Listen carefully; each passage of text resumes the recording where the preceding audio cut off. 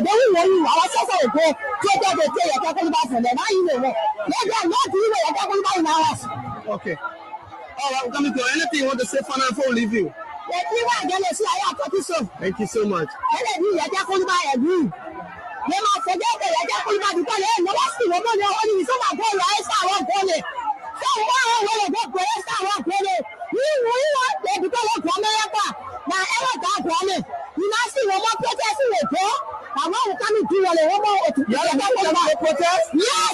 we are deaf.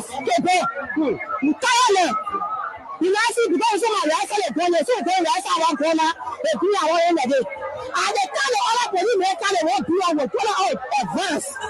You can't continue for it. Tell him to forget about your calling by it. Okay, bye. Hello. Eric, Yeah, man. my son, you made mistake. Father. I heard you last night. Me and Kun indeed to move Kufa. Absolutely, after the whole election, I'm in my corner. If you hear my preaching most Sunday, you will conclude that I'm right. Will you rescue as a nomenclature after winning? The broadcaster don't even answer my phone. They don't pick me up. They don't lay me down. They don't even have time. Oh, I don't talk. Yeah, I don't talk because God knows why it's happening. And everything I will accept it because our son Kun is vice president to him for NIMBA. The NIMBA people will not understand if I start hating on Boyka. The Senate started trap for Boyka. When we wrote, the Senate did a comprehensive report of their findings and attached the Supreme Court ruling and the amnesty law and everything. And the position statement for those commissioners who decided from Bodia to where and said the way forward is a Panama House discussion for peace. Then when Boyka come now, he is deceived by coming there, the Dillon there, Nombi there, and he now where he's just thinking all kind of way Boyka, all kind of thing. He want to go after people. Then, you know, the CDC still control the lower house, the upper house. So they went some kind of way, some kind of thing they did. But they did a resolution that passed because of money crossing. Yeah. Then they sent it to the Senate. Then something happened. Wow. All that they almost signed to Yombi house. Then they brought it that Tuesday morning. They didn't tell me they had it for me. Oh. Then when I heard what was happening, it was remain 2 persons to sign. That was me, that was Bani, Jim Bani. Now when I went to Kun, I said, what is going on? You were here when we had sent paper, and you were here with our own leadership, and we sent the report with all documents, legal documents, to guide where. Then Boyka benefited from the 2010 decision by the Supreme Court to be involved in the election in 2011 because he was not wrong with Ellie. You're right. He benefited. You're right. Then after serving Ababa for 12 years now, he's now president now. We finished campaign for that Omer, then he wants to persecute us. He doesn't want to persecute us. So what is going on with Kun? Then Kun said, well, what I will do for you is to help you with lawyer. Your partner said, go look for lawyer. It was from Kun offered, my own son offered that I went and sign a resolution. I remember saying to them, why y'all did this? You know what they told me? No. Resolution is not a law. So, starting the resolution, I mean, we agree. Bring it now. When Boyka send a bill, they will not put all the law they put in now and back it. I called you Rescue One. Do you think I really believe that at 80 years old you would be able to rescue this country? We embellished it. You know, when you are a sales representative, when you are a salesperson, you're selling a commodity or a product. Your job is to embellish. It's 40 years old. 1985. Did you think if we bought that party in 1997, it was sitting on the shelf. The people that are on this platform that claim to be partisans of the unity, a bunch of carpetbaggers, a bunch of interlopers, they came in because Madam Salih had the financial wherewithal to buy a party to get support from her friends abroad, and that's how she became president. 1997, where were you guys? Mr. Salih was denied participation in the election of the Liberian Action Party. So she bought the Unity Party out of with her. We bought it from Charles Clark. We bought it from Women Kofa and the rest of them. You don't have any moral authority to talk about CDC, a relatively new party that was founded by a man that is still alive, became president for one time. Where's the Unity Party headquarters? Where's the Unity Party headquarters that they own? What is this nonsense and one adulterated, whatever you're talking about, that CDC doesn't have a party headquarters? 66 out of 68 concession agreements. You did the failed LNE. They read them. When they were coming, they said they were free. I'll also ask you some questions. They said they were liberators. But when they give their time, they change their mind. When they give their time, they change their mind. What kind of people they so? They are freedom fighters. What kind of people they so? They are freedom fighters. You freedom fighter, you raping our women. They are freedom fighters. Freedom fighter, you killing children. They are freedom fighters. Freedom fighter, you destroying our country. They are freedom fighters. Ayo, ayo, ayo, ayo, ayo, ayo, ayo, ayo. Ayo, ayo, ayo, ayo, ayo, ayo, ayo, ayo. Ayo, ayo, ayo, ayo, ayo, ayo, ayo, ayo. Ayo, ayo, ayo, ayo, ayo, ayo, ayo.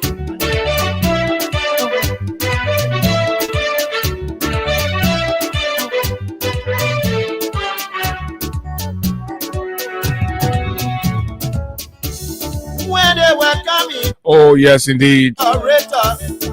We are back Coming, they said they were liberators. once more. Give their time, they change their mind. When they give their time, they And I just like the way what kind of people they so? They are freedom fighters. the erudite What kind of people they so? veteran economist You freedom fighter, you Sam Jackson They are freedom fighters. freedom fighter, you killing our children. described Freedom these like my man ayo, ayo, ayo, ayo, ayo. Ayo, ayo, ayo. Alvin Wusel who say the multi-banks going a little bit into their history and telling them all Ayo, ayo, the Unity Party ayo, ayo. that they're passing around and talking all of the things that they're talking about that they barely seems to understand or know a thing. So look, who are you? What do you know of the Unity Party or about the Unity Party? How can you in your right mind be a member or a supporter of the Unity Party and then you want to make mockery of a party that was born in the hands when Unity Party were already fighting, competing for power and doing all of what she was doing. She was kind of involved with all those things. Then the CDC came. It was giving birth to one man.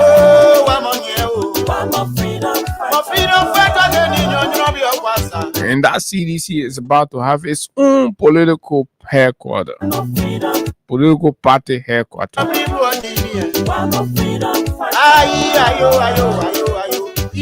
Folks, good morning. Just whatever you are this morning, and of course, whatever you're doing. Probably you're driving to school or walking your way to school for the students. And of course, you are on some kind of commercial vehicle on your way to town, to job, just wherever your job location is. We want to say a pleasant good morning and welcome to your breakfast platform. Freedom Morning Rise on Freedom 87.9, Liberia's foremost informative breakfast platform, where we discuss the issues that matter to Liberia's growth and development without fear nor favor. We speak truth to power, and that's what we are. Freedom 87.9, the People Station. So we are back at it. Too many things to talk about. But let's say a pleasant good morning to our friends in the diaspora. It's always good to have you join us. Yes, indeed. This morning, we go back again to tell you that indeed what is happening in Liberia today is terribly worrying, scary, and of course, it's something that we all need to sit down and think about. When you take people because of political patronage or simply because you want them to be rude and insultive towards decent people in the country, and for you that scores some level of political points for you, undermining the integrity, the sanctity, and of course the repetition of the offices that they are occupying, then it becomes troubling. When the image and picture that's presented of the government is rudeness, uncultured utterances, indiscipline, when people have clearly demonstrated their inability to articulate the issue, speak to the issue, and understand the full in its fullness, their own duties and responsibility, in order to cover up those limitations, they resort to innuendos, insults,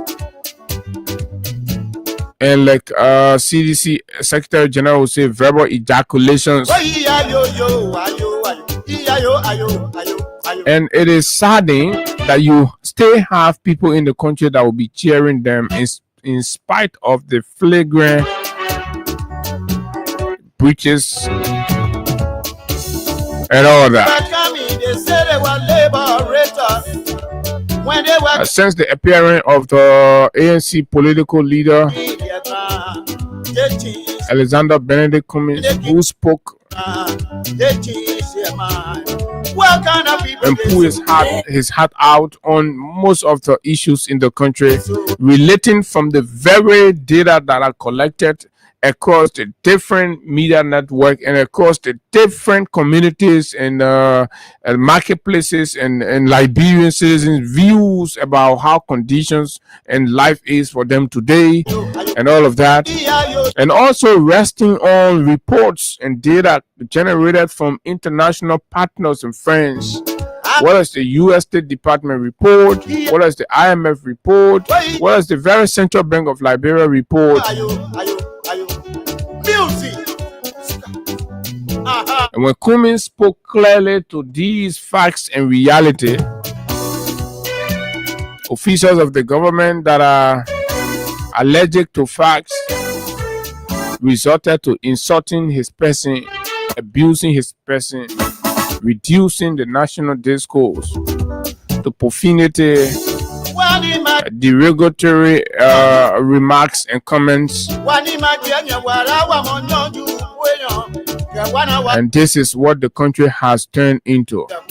So place a spotlight on the official response of the government of Liberia to the critique proffered by the ANC political leader, Mr. Alexander Benedict Cummings. So we just oppose both comments and conversations about issues critical to Liberia progress, and we see whether the response from the government meets the standard.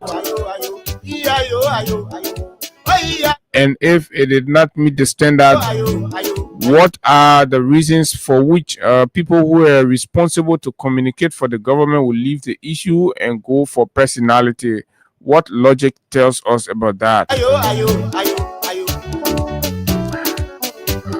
We will make those assessments and of course present the facts to you so that your contribution to the discourse will be very informed and you know exactly what it is. That is why we have the Freedom Morning Rise. Early in the morning, we set the pace, we set the stage, we prepare you, and you know exactly what you need to know as you go about. We'll talk about that, whether it's the PR own, the Daniel Sano own, and of course Mr. Cummings. So you ought to know, what did Mr. Cummings say? How did PR respond? And of course, Daniel Sano respond, representing the government of Liberia. And we also have to help you understand what is the function, the primary functions and responsibility of the Ministry of Information, Cultural Affairs and Tourism. What are they actually supposed to be doing? Right? Remember on Monday, when I was referencing the Big Brother Niger, I spoke something about soft power and of course its connection with diplomacy and all of that. How nations leverage these platforms, the media platforms, right, to communicate to the world and pitch their culture, the people, the way of life, the consideration, right, their civilization. People use the media, people use platforms to do that. Just Monday we're talking about that, and then today a major cultural platform, tourism platform, communication platform gets arguably abused, misused. So what goal do we score? We'll talk about that.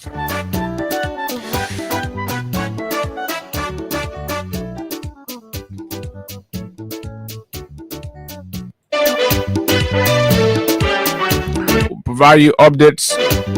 And of course, Nimba. We'll go to Nimba as the conversation in the mineral sector of our country, the extractive industry continues. And kudos to Yan Twine, Senator Yan Twine, who has insisted persistently to keep speaking for the country and keep speaking for the Nimba people. And if Yan continues, trust me, 2029, irrespective of whatever party ticket Yan goes on, I will support him. I will encourage people to vote for him.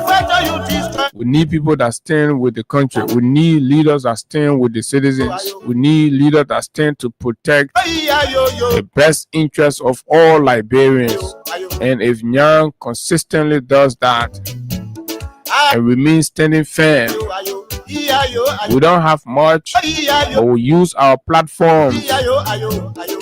We will speak Nyan's.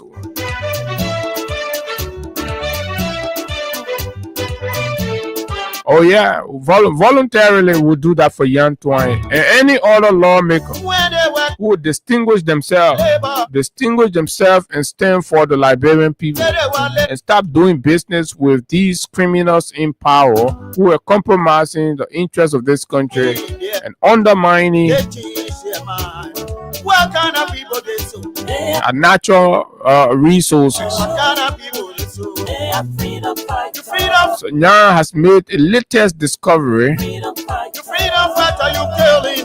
on the age-old robbery that Asilometer continues to do to Liberia. He has discovered that Asilometer has been under-declaring her profits in this country since Bwaka then signed this very devilish contract or MDA. And they have not only been defaulting on the terms of their contract, they have also been under-declaring, because if you tell us the exact profit you made under the MDA, you're supposed to pay 30% of that profit to Liberia. That's the arrangement. It's a 30-70 deal. So you know the amount you will give if you declare, for example, 5 billion profit, right? 30% of that will be more than if you declare that, oh, you made 1 billion profit. You get it? So you declare, for example, you say you made 2 billion profit, when in actuality you made 5 to 6 billion profit. Then when we apply the 30% on the 1 or the 2 billion profit, Liberia will get small, and the rest, the remaining 3 billion, you just carry that one free of charge. You will not pay your fair share to the people of Liberia. This is how they have robbed this country. These plus other updates will provide for you right here on the big station, the Freedom Money Rise on Freedom 87.9. And thanks to all of you for joining as always. It's always very good to have you join us as we have these very PS and national conversations about in progress. My name is Abu Sharif, and of course we're here straight up to 10 o'clock this morning while we talk the issues. You also have a chance to make money on *255 *1 hash, *255 *1 hash for the past 2 days. We've not been as active as we should be. So of course this morning we're going to put all of the emphasis and ensure that we have lots and lots of winner. So you can go ahead. I'm combining all of the 3 days right here on the show. *255 *1 hash. For 50 Liberian dollars. The more you play, the better your chances are to win.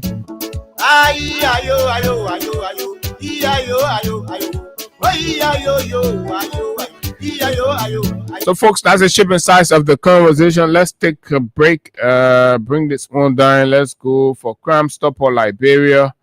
When we come back after the break, we will then go into the issues. This break with Crime Stopper. We will be right back.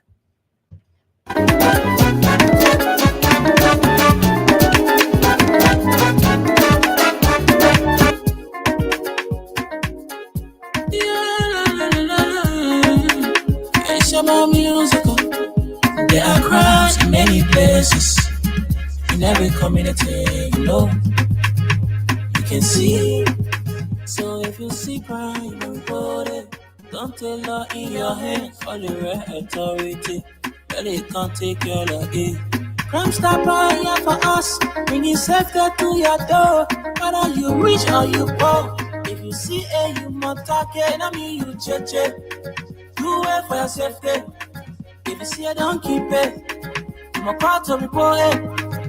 Crime Stopper, the people bringing safety to your door. Crime Stopper, stopping crime and making peace for them before. Crime Stopper Liberia, from the center to interior. Crime Stopper, keeping us safe, let's stop it for all of us. Crime Stopper, the people bringing safety to your door. Crime Stopper, stopping crime and making peace for them before. Crime Stopper Liberia, from the center to interior. Crime Stopper, keeping us safe, let's stop it for all of us. Crime Stopper Liberia is here for you.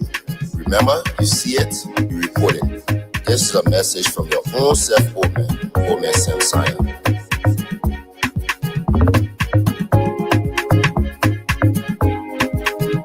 Crime Stopper, the people bringing safety to your door. Crime Stopper, stopping crime and making peace for them before. Crime Stopper Liberia, from the center to interior. Crime Stopper, keeping us safe, let's stop it for all of us. Crime Stopper, the people bringing safety to your door. Crime Stopper, stopping crime and making peace for them before. Crime Stopper Liberia, from the center to interior. Crime Stopper, keeping us safe, let's stop it crime for all of us.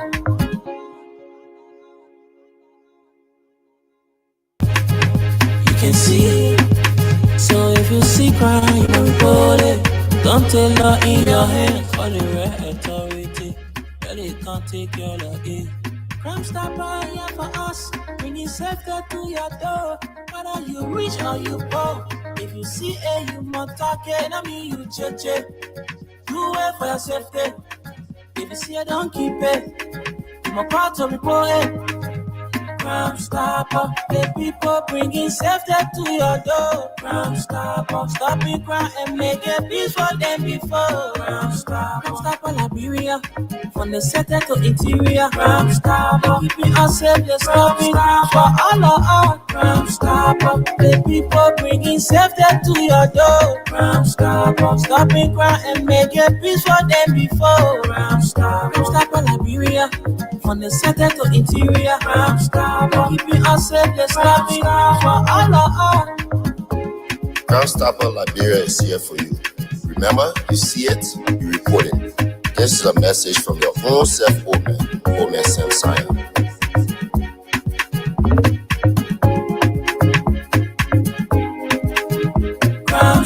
The people bringing safety to your door. Stop. For your vehicle. Well, worry no more. Macabre Garage and Spare Parts on the bypass opposite Orange Head Office is that place.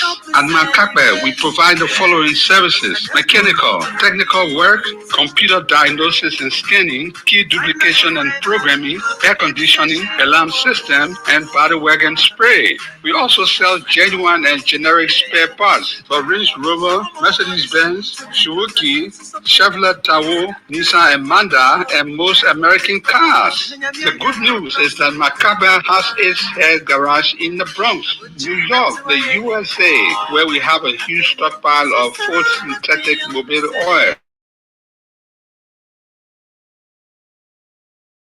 Service your vehicle by itself for up to 4 to 6 months. We have gas treatment and fuel injector cleaner, original from the USA. We can get you any spare part for your car in Liberia from America in 4 working days, even if we are not the one working on your car. We also order spare parts for other garages in Liberia.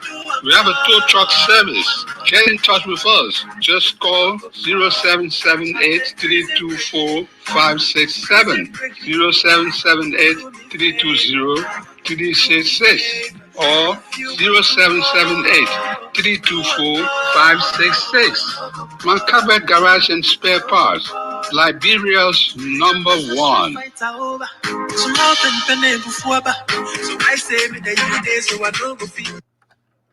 Okay, thanks a lot, folks. Welcome and welcome and welcome. So continue to play your cash giveaway on *255*1#.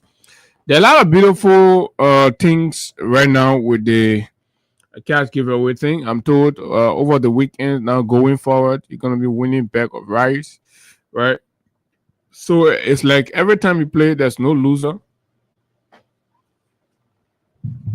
It's like every time you play, there's no loser because at the end of the week, right, a draw will happen, and then there'll be more rice. There'll be rice here, you know. So freedom, we understand because we are the station for the people, and we wish we could reach out to all of our fan base, our supporters, and our listeners out there because it is the Liberian people, and we understand. So it is not only to come here and be speaking about the hardship, the suffering. We don't have it. So basically, what we do, we cultivate relationships that could help and provide an opportunity and window through which we just bare minimum participation and contributions, right? You'll be able to, at the end of the day, count yourself part of people who at least are able to get. Just recently we pay 100,000 and several 10,000 to people, family heads, right, and all that. We've been doing this for years since the inception of this government. We knew it was going to be disaster, so we had to go out. We knew it was going to be disaster. We had to go out, so we introduced these things, and it has been going well. Sadly, some of you have not won, but we are hopeful that as we continue, you are going to win, and of course, you'll win very big. Just remain consistent, right? You can take some break sometime, but then you come back, you try. You don't know when your winning actually going to happen. And that's the thing about it, right? So *255*1#, right? Maybe today is your day. You just don't know. Right? Or by playing today, you could win a bag of rice or 2 on the weekend. So beginning Friday, Saturday, and Sunday, right? Going to play. And then we come here Monday, we give you rice.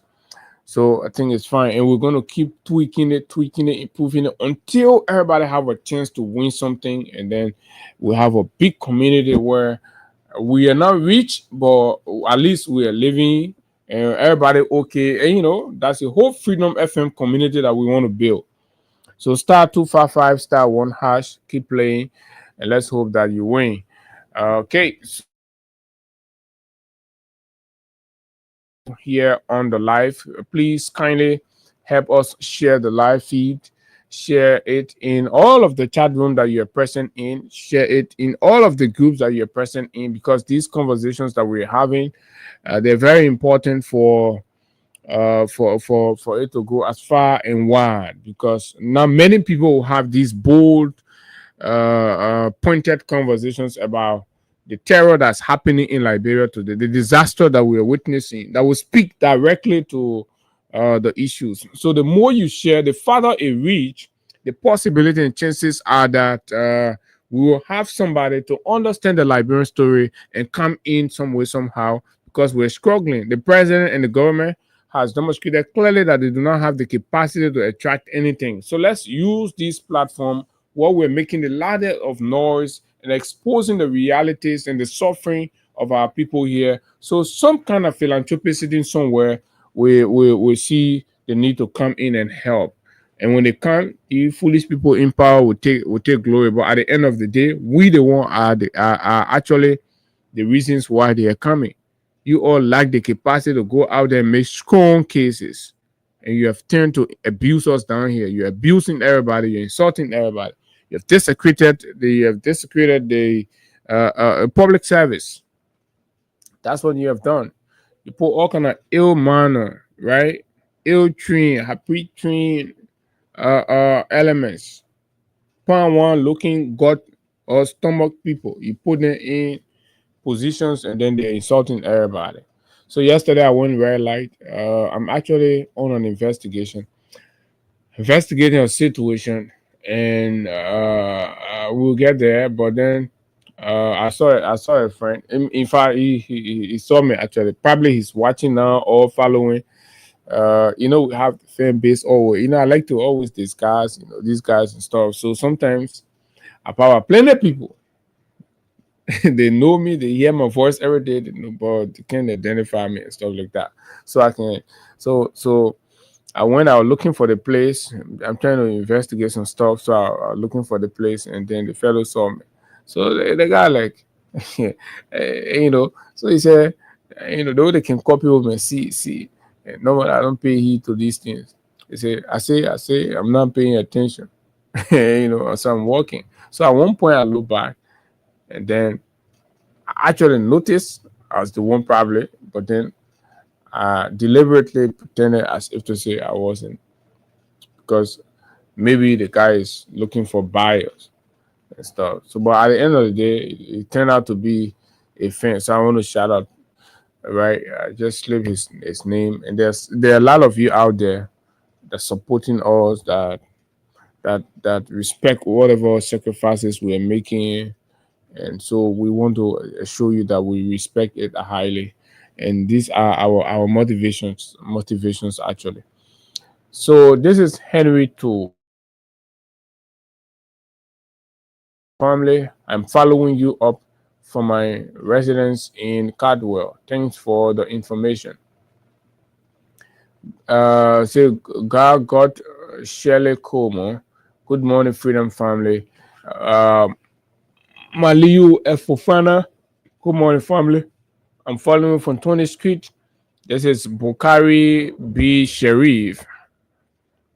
And this is Bukari B. Sharif. Bukari B. Sharif says, good morning, Freedom FM family. Following the show from Niku Town. And this is Venetia Junior Bar, who equally follow from Niku Town. And then you have Samuel Hine. Good morning, Chief. I'm watching live from Weyala, Magibi County. Thanks a lot. Abraham and Anderson, good morning, Freedom FM. I'm following live. That's Abraham Anderson. And then Barclay Victor, watching from Caldwell, New Redemption Road. Tatus Rennie Nuch Jipley, following from Magibi County. Anthony T. Fayad, good morning. Honorable J.D. Williams, following from Johnsonville. Samuel Light Cooper, our dear friend and brother, good morning. Brother Abu, I'm following from Caldwell. My teaser is the whole song, You Freedom FM, You Freedom Fighter, You Raping Our Children. Oh, okay. Oh, yeah, brother. We sat down, we looked at the entire rescue, the way the rescue was moving. We opted to change our theme song to suit the realities on the ground. So when you're a visitor to Liberia, you're a stranger, and your first time in Liberia or you're a citizen, a synopsis of what is happening in Liberia is embedded within our theme song. So once you listen to the Freedom Money Rise theme song, you know exactly what the case is. We have a government that came to power to redeem, to rescue, to free our people, to ease economic situation, blah blah blah. But those people have turned to what? The exploiters. They've turned to the rapists. They've turned to the drug dealers and all of those things, blah blah blah. So folks, what's the status of the drug that was arrested in District 17? We'll have a conversation about that. You tell us. So what did the LDA do with that drugs? Where is it? Do you know where the drugs is currently? The game you're playing, it will come on one day to tell the Liberian people. Oliver G. Chie, good morning, Freedom. I'm watching from Grand Jida County, way there in Zulu Whiskey. Good morning, my dear friend. Ansu Fambule, Amelia, Dilane, Wolo, Bachu, Jeremiah Fa, you have Mark Enoch, Joseph Jedzen, and you have Amara Jala Kamara from Brussels. Thanks a lot. Always Oscar Ziagbe, right? I'm sorry if I didn't pronounce the name right. Faith Kelvin Bapping. Then you have Sewon C Do. Sewon is watching from where? The regime speaker's resident. Say from Batonville, Quebec, around the regime speaker resident. Thanks for the show.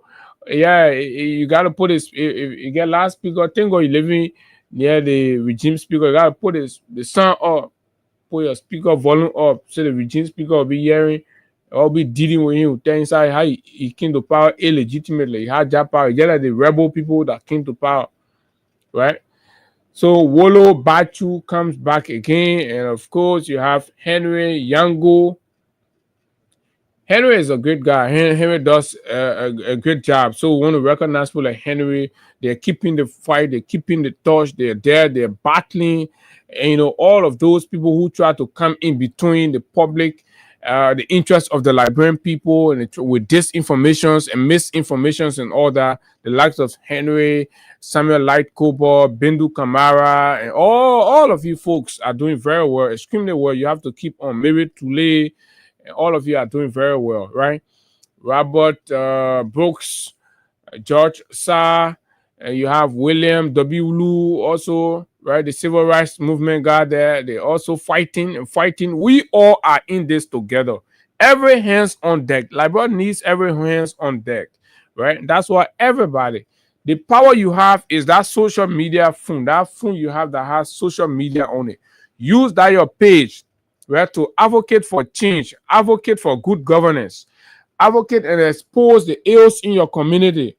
Speak out. This is the era of communication, right? This is the free space. Speak out. Utilize the opportunity you have. First, the generation before us never had this mean. They had to wait for channels, and sometimes they do not have the capacity to utilize these channels, and so whatever information they have will die with them, right? So, but now your generation has the power. Use it. When you come on here, the show is on. You contribute. Well, something is happening in your community. Something is happening. When you had an experience and interaction with a government ministry or agency, come right here and speak it. I will read it. The world will hear what is going on. That's how you can help the change. Siafa Edwin, Wallace Devina Warner, Spencer Mohammed, Mohammed Masakwe, Mohammed Mariama J. Sharif, Paye Joshua, another ardent follower and fighter. All of you, my hats off to all of you guys, gentlemen.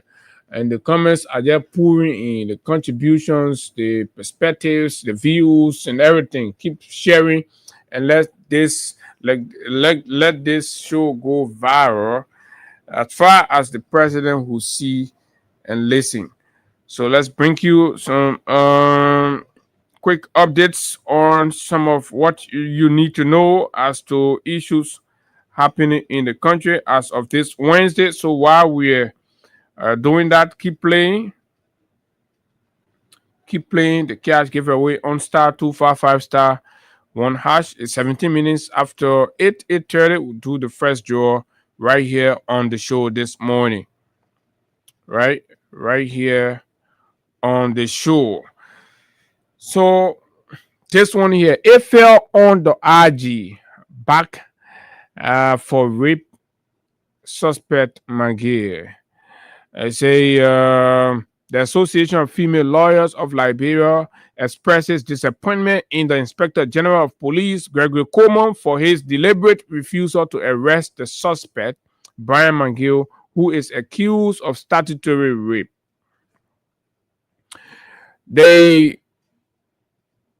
The comment is good, but this morning, but I'm gonna be blunt. You see, this is why it is not good to be hypocritical. You have to be fair. You know, when the society respects and honor you, and you earn a position, a place, you have to live up to. You have to live up to the essence of that stature that you have attained. The moment you drop the ball is a problem, and this is the case with Afel. Afel, personally, and I believe a lot of women and Liberians out there are disappointed in your conspicuous silence on matters of rape, sexual gender-based violence, domestic violence situation, plethora of them that have been reported since the inception of this government. You have deliberately chosen to remain silent and not see a war. A 14-year-old minor gets raped since August. And it is on yesterday that Afel speaks to that matter. A legal body made up of Liberian women, mothers, and sisters who understand the pain of rape. And you imagine that a man of 14-year-old suffers the brunt of rape, and such a thing happen, but you have the system, the government, defending, protecting, and shielding the suspect simply because he is a senior government official and a senior partisan of the ruling party. The police inspector general misrepresents, misquote, and misapply the rape law in enforcing what the law requires in a case where a minor gets raped. In the instant case, Afel is sitting there. As the case was reported since August, a lot of conversation has been held. Afel said nothing, did nothing, right? The situation is not a situation where it was just spoken about and nobody know who, nobody nothing. Even the Ministry of Gender and Children's Protection moved in, investigated, confirmed that this child was being raped, right? And took the child into a safe home. But the police inspector general argues that he does not have evidence to show when this girl went to this man, who escorted the girl, where the girl went. The girl does not have phone, doubting the possibility of any rape. Should that be the job of the police?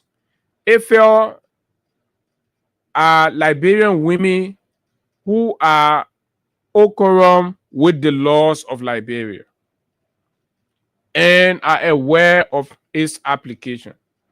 The question now becomes, what was responsible for Afel's conspicuous silence in this instant case? Was it because of class? Was it because of status? Was it because of politics? How? This is the point. The late child is daughter of a male security guard. AFL is an organization of elite Liberian women lawyers identified as quote-unquote elite women. So the victim family is in a demographic that's way far apart and below. So it could be a waste of time getting involved. If this was the case of one of the big women in this town, the whole country would be noisy. This very AFL spoke out and wore black and campaigned and protested to the legislature because Gloria Muscat, there was a situation at Gloria Muscat house where a family member died under suspicious circumstances, with investigations all proving and indicating and indicting the former Chief Justice of the Republic of Liberia, Gloria Muscat herself. If you are protesting every day, they're wearing black. But now it came to a mere security guard at a ministry, a civil servant daughter, man of 14-year-old, raped by a deputy minister allegedly. If you're ignored, said and it is now, this is hypocrisy. This is needless. You've clearly shown. Another thing could be, if since the inception of this government, with a lot of its officials and leadership and membership taking up roles in the government, they have not been as critical on women issue as they used to be. Clearly indicating that they're protecting their political affiliations and relationship with the Unity Party, thereby making AFL a political organization, a compromise regime collaborator, an organization of heartless women. I mean, come to think about it, a man of 14-year-old is raped since August, September, October, before they say a thing. At least say something. But they compromise in silence. And because all of us making the noise, we're insisting. We're there. All the lawyers didn't say anything. They are heartless, to say the least. Women who understand women pain. Child, look at that child. When you wake up as a woman, you read the papers and you're seeing this thing and you're hearing the police inspector general lying and you know the law. You wake up in the morning and you're driving to work and all that. You see your 14-year-old daughter. You see her getting ready to go to school. You look at her body size. You look at her age. You look at everything. And you imagine, right, that a deputy minister in his 50s, imagine sleeping with somebody and it didn't break you to say something. Not at all. So what else do we know? So what else do we need to say that these people have compromised, they've sell out? There are no strong, there are no reliable voices. They're coming in to compromise. If you will compare all of you to be responsible and come back, you can won't say or anything you want to say, but look, that was a demonstration of heartlessness. Heartlessness. Right? So it is today, if you is alarmed that in this case, where a deputy minister is the alleged perpetrator, the police have altered the standard for probable cause to arrest an accused individual for statutory rape, equating it to the legal reasonable doubt. So AFL knows all of this. And AFL knows that clearly what the police inspector general is doing is not the law. But they didn't talk. They left it. That poor man. Poor man, child. We were even hearing that they were even threatening to take the man off his job. But again, we leave it.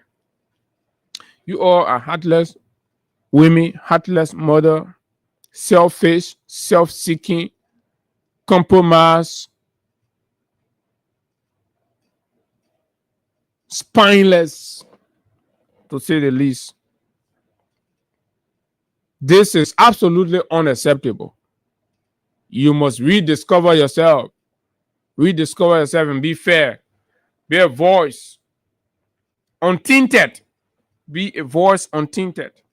So we are disappointed in AFL. We want to see that strong AFL who speaks without borders. But AFL that identify class, political affiliation, and all that is a compromised AFL. It's a regime collaborator. So let them find a place to sit down. Okay. Another update is that the civil society group STAN has spoken. So STAN have dared the government of Liberia with a nationwide protest scheduled for December 17th. And document in our possession, STAN has written the Ministry of Justice, informing them and all that. So whatever you're up to, you have to be aware that there is a pending protest for December 17th. We hope that the government of Liberia can move in and try to listen to the concerns of those organizers, Moba Molu and his likes, because this is October now,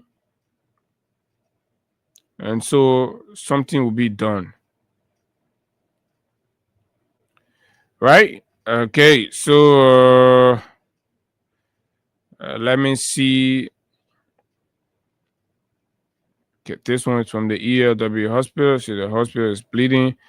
IMF cuts Liberia growth forecast to 4.6. Urges government to address key structural weakness. Okay. Supreme Court summons George Sheriff and mining license holder over Dean's bill of what? Information. Congress for democratic change. Blah blah blah blah blah blah. So a lot of things going on here. So okay, it's 8:30. So let's check up and see what is happening with our cash giveaway on the show this morning and be able to pay out.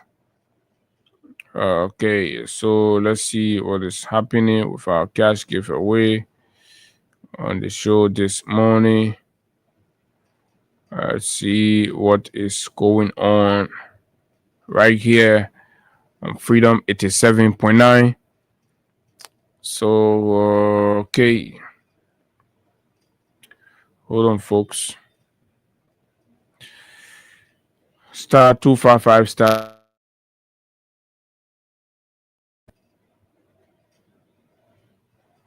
Star 255 star 1 hash. Star 255 star 1 hash is the code, and then you qualify to be one of our lucky winner here on the show this morning, and all of that. So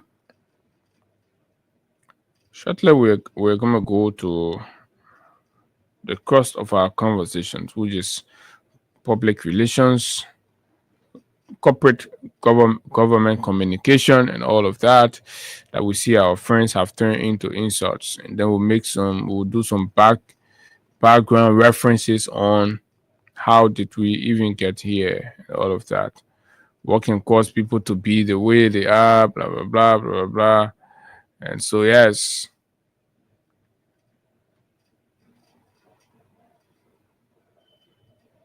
Right? And all these things. So keep sharing, folks. Keep sharing the live. Keep sharing the live. And so, let's see. When a Liberian child gets raped, especially a minor, the law is clear on it. There is no explanation, and that is the reason why I hate to play Gregory Coleman's voice on the show, because it is so very, very, very, very, very, very, very, very heartless. Okay, so Wayne Liberia right here. So yeah, he got it, man. Stay chilling. But tomorrow we'll have as guests. Hagar Gonda. We'll talk to her. We'll see the man taking pictures. So tomorrow we'll have Hagar. Hagar will be guest. We'll join him. And we'll join from way Nigeria. Okay. So somebody is locked in. Okay.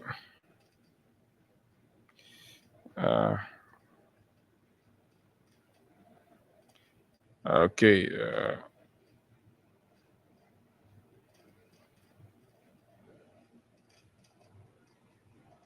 Right, continue to play on *255 *1#, *255 *1#, and all of that. So, fellow Liberians, let's play for you. Let's begin with the. Before we play the voices, let's begin with a few things.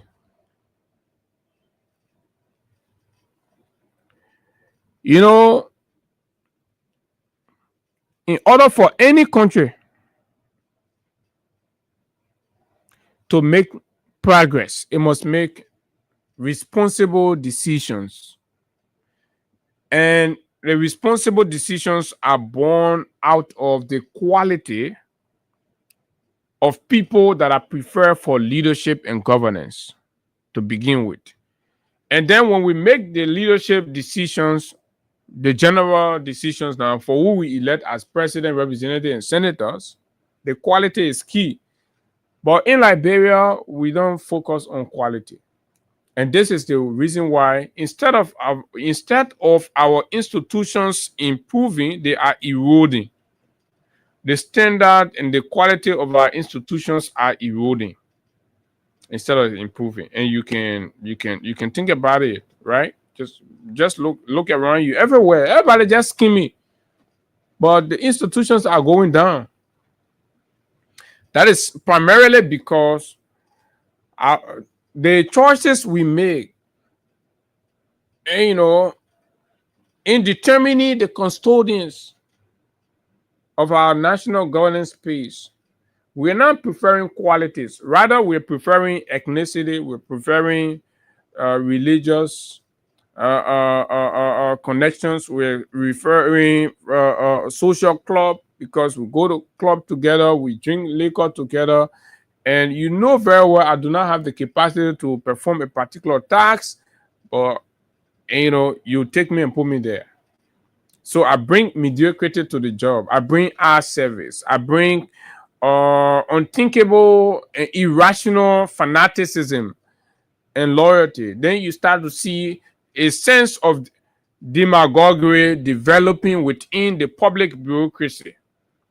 Now people will be worshiping and idolizing people primarily because these are individuals who, against all odds, allow them and afforded them the opportunity to serve in a position that they are not qualified for, and they bring no competence to, no understanding, whatever. So to remain on that job, they got to be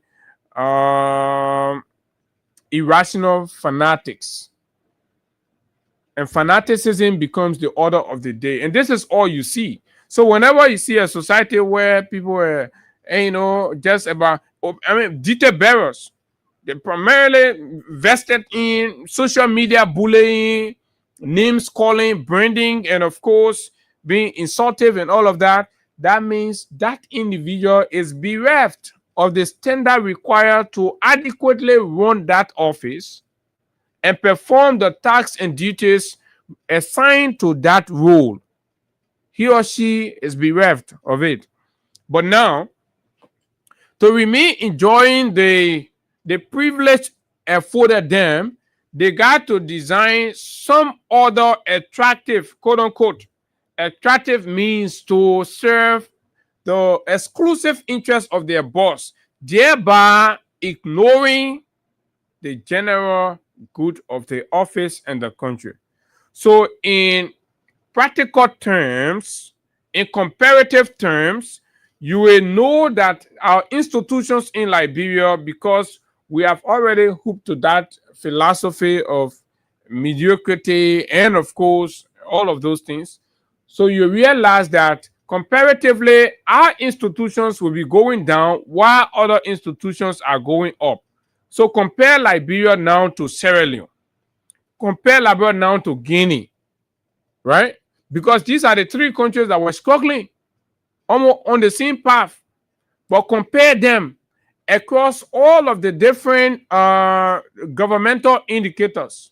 Because when you're comparing government governance in a country, you don't just you don't speak blanket, and in a blanket form. You gotta look at the different indicators that you measure governance by. Rule of law, for example, infrastructure, education, health, and civil rights, and all these things. So you put them down and you look at the improvement along the trends. So you do comparative analysis. You look at Sierra Leone, for example, infrastructure-wise, Liberia, you put it on the scale for the past 5 years, 6 years. What has Sierra Leone managed? The improvement Sierra Leone has made in infrastructural improvement. You come to Liberia, you look at how much Sierra Leone has invested in infrastructure, look at how much Liberia has invested over the same period, and then you'll be able to deduce on who is actually making tangible progress. And just from a naked eye view, obviously Sierra Leone is. Sierra Leone has toll bridge. Liberia don't have in this age and time. Sierra Leone has express highway. I'm not talking about your 2-lane or 1-lane, one going, one coming highway. Express highway. 2 going, 2 coming. With toll on it. Do we have that? No, that is still, a witch for Liberia. We're not there yet. And there are other things Sierra Leone is involved with, infrastructure-wise. Fee Sierra Leone, let me see what it is, right? Folks, we're just trying to do something. Because sometimes you all forget, you think you're living in vacuum. Liberia is not in a vacuum. We're in a space. Its flagship Feed Salon program. That's in the agriculture sector. And on yesterday, the president announced, State House announced that the Presidential Council set up on agriculture to provide an update on the significance or the significant progress that has been made. Come to Liberia, what do we hear? Absolutely nothing. Nothing is happening. And you know that. So we leave from there, we come back. So that was just to tell you some of the things you have to consider. Now, we have a new government in place, 2 years counting. And so, obviously, you will always have people give their fair assessment of how the government is proceeding in light of these particular governance indicators. Rule of law, the economy, employment, youth capacity building, and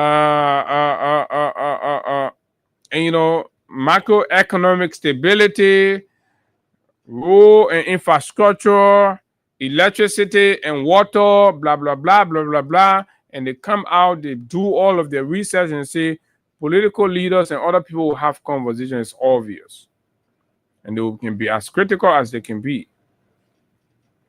So recently, ANC political leader Alexander Kumi was the latest to have taken a shot at the government's poll performance, and in the subsequence of that, he has been subjected to bullies, insult, derogatory, officialized derogatory comments from people who have been paid taxpayers' money. It speaks to how our public institutions have eroded.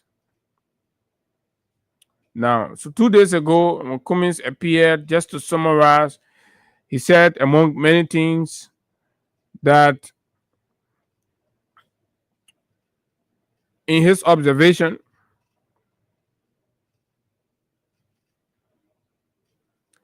among many things, the system in Liberia allows corruption. The system allows people to steal. To fight corruption, we need change. We need to change the system and address the root causes of corruption. This, for the most part, was a generalized comment. We should not be asking concessions to build schools or hospitals. They are here to make profit. So we need to know exactly how much money they're making and negotiate for our fair share, and we can build our own schools and hospitals. Kumi said that. Is that what happened? We elected, I say when, that was talking about himself. Okay. Kumi said, President, we are lost our 2023 election because CDC did not deliver on major promises to the Liberian people. They voted for the rescue mission, hoping they were going to be rescued, but nothing has changed. Primarily, this was what Kumi said. Right? So, okay, there are other areas. So the past government failed to improve our education system. The present government is also failing. Agreed the rescue government in the area of education 3% in order from 1 to 10 in education. Liberian government should subsidize vehicle purchase for government officials. Government should not give them vehicles. He said many things. I want President Bouaka to succeed, blah, blah, blah, blah, blah. Okay. Particularly spoke something about how there is no change. The country is still the same. Businesses are closing. Businesses are closing down and blah, blah, blah. Come in, folks. We'll get there. Don't rush. Don't. An opportunity. There are a lot of people who will be outside there trying to argue and all of that. So this is what Kumi said.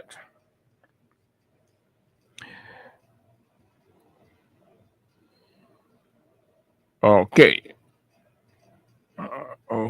So the Kumi said the country is hard. Liberians are suffering. Civil servants are underpaid. Businesses are shutting down. The economy is not growing. And the country is in bad shape. These were Kumi's words. Right? Now, that was from Kumi's. So let me play you a recording here quickly to see whether what Kumi said he spoke from the blue or is something that we can find among people commonly. Yesterday I played it. I'm going to play it again. Kumi said all of these things. Let's hear from the people in the market. What are they saying? So now 3 days, 4 days, so now 1 week, they feel that small lose, I lose, I cry, baby. okay, you say anything hard right now, so I want to know doing church we are reaching. I want to know if things are okay when it comes to your business and your customer. If that will move here new day, we were thinking it will be hard, but we are back from or we enjoy it. I visit them, they all those stay down here. Because other people are going by radio, but the way we were buying from us, we say, oh, yes, stay. They were buying from us, but they come around, things rough. All right, 2020 now will be another election. What are your message to the UK supporting Georgia? Do you want to use to vote for Georgia 2029? If you want me, I want for everybody to vote for Georgia. I say, my one I yell. All right. Business very tough. You can sell one bag of cucumber again finish. This is not Alex Cooney. This is from the market. Power. Nothing working for us. We're getting somewhere. This is not Alexander Cooney. This is from the market.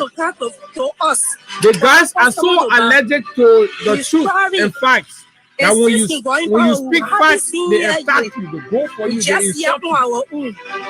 Listen to Liberians. I want to ask you this last question. If today was election, will you vote Joseph Boaga?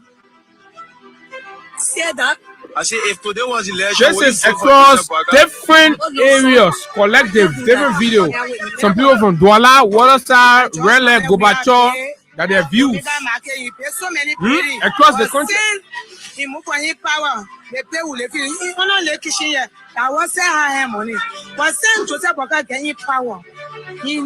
come to us to say, I will pay Kishi for you. That the Kishi is standing on us today. That was money every month. So, what is the difference from these views expressed by Liberian citizens about how life has become, how the economy is with them, how their businesses are breaking down? A bag of cucumber they used to sell for a day, sometimes 2 bags. Today, they barely sell half bag. What does that say about the state of the economy? What does that say about the state of businesses in the country? And then when Kumi said nothing has changed because you promised that you were going to change, you said what was happening as reported by these people was the worst condition and you're going to change that to make it better. So Kumi gets questioned. Have anything changed? Kumi says nothing has changed. Right? Kumi said nothing has changed. The country is hard. Did you listen to the women? What did the women say? In the audio, Liberian market women, they said the country is hard. Things are tough. They're preferring the previous administration. They themselves are reporting that in spite of all of the propaganda, they were doing way better than what things are now. That's what the people confess. And Kumis, as a political party leader, should sugarcoat or misinterpret the facts because you have some dim-witted, incompetent nitwits sitting at the Ministry of Information, Cultural Affairs, and Tourism, right? To appease one ailing president who is entirely disconnected from the realities on the ground. Carelessly continue to fly private jet when his people are crying and they are suffering daily. A president that is so insensitive to the plights and cries of the Liberian people that he's been practically rejected on a daily basis, and this president attracts no applause, no commendation whatsoever. He moves the streets of Monrovia abandoned. The people turn their back when they hear his serene. The people murmur. The people complain. Liberians are crying. They regret the day that they had to make this man president. And somebody say the facts and condition of Liberian people should be misinterpreted. Go in the market. Go down Waterside, where you used to find human traffic. Go and throw a party right there, and everybody will move freely. Right there. Kumi said the country is hard. Liberians are suffering. Civil servants are underpaid. Aren't civil servants underpaid? Where is the lie? Right? Having civil servants underpaid. Folks, why did he insult Ellis Cummings? Why did you? Cummings said the economy is not growing. The IMF just reported yesterday, I was reading, that the country has declined its growth projection. Even what was projected, right? We meet that one again, we count down. Cummings said it. Then he said Cummings lied. But I'll come to the specifics of these individuals, the minister and his deputy. I will come to them. Like we've always said, look, we'll radically engage you. Continue to play your cash giveaway on *255 *1#. Let's pay a lot of money here this morning, right? As we confront these useless group of people that are misleading our country. The economy is not growing. All the records, all the data shows that. Right? And the country is in bad shape. Is the country not in bad shape?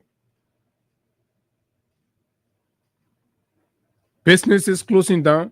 Era supermarket right there shut down.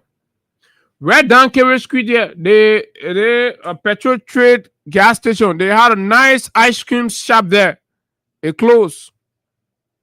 We can go on and start to name. Open the phone lines. People will start calling places right down the building we are in, right on the Clay Street end of it. There were stores there, they closed. Restaurant there, they closed. Where again? Where? All over the place. Businesses are shutting down. So Cummings spoke fact. And when you listen to the show, Cummings was not being political. In fact, Cummings, because, politically, he knows that the people are not going to succeed. He said, I want the president to succeed. Obviously, the president is not going to succeed.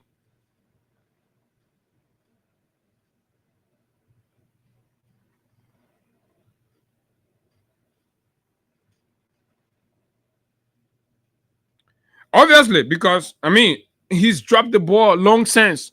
So now we have a Ministry of Information.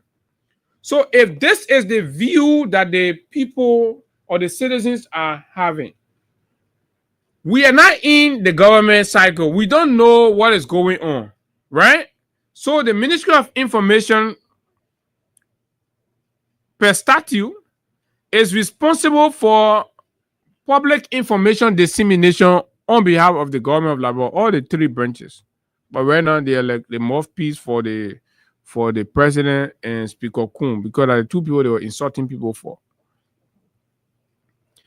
The Ministry of Information, MICAT for short, in Liberia, plays a crucial role in disseminating government information and promoting the country's culture. Disseminating information.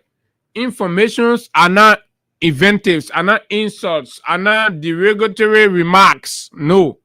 That means what the people need to know, the Ministry of Information is being paid to tell the people.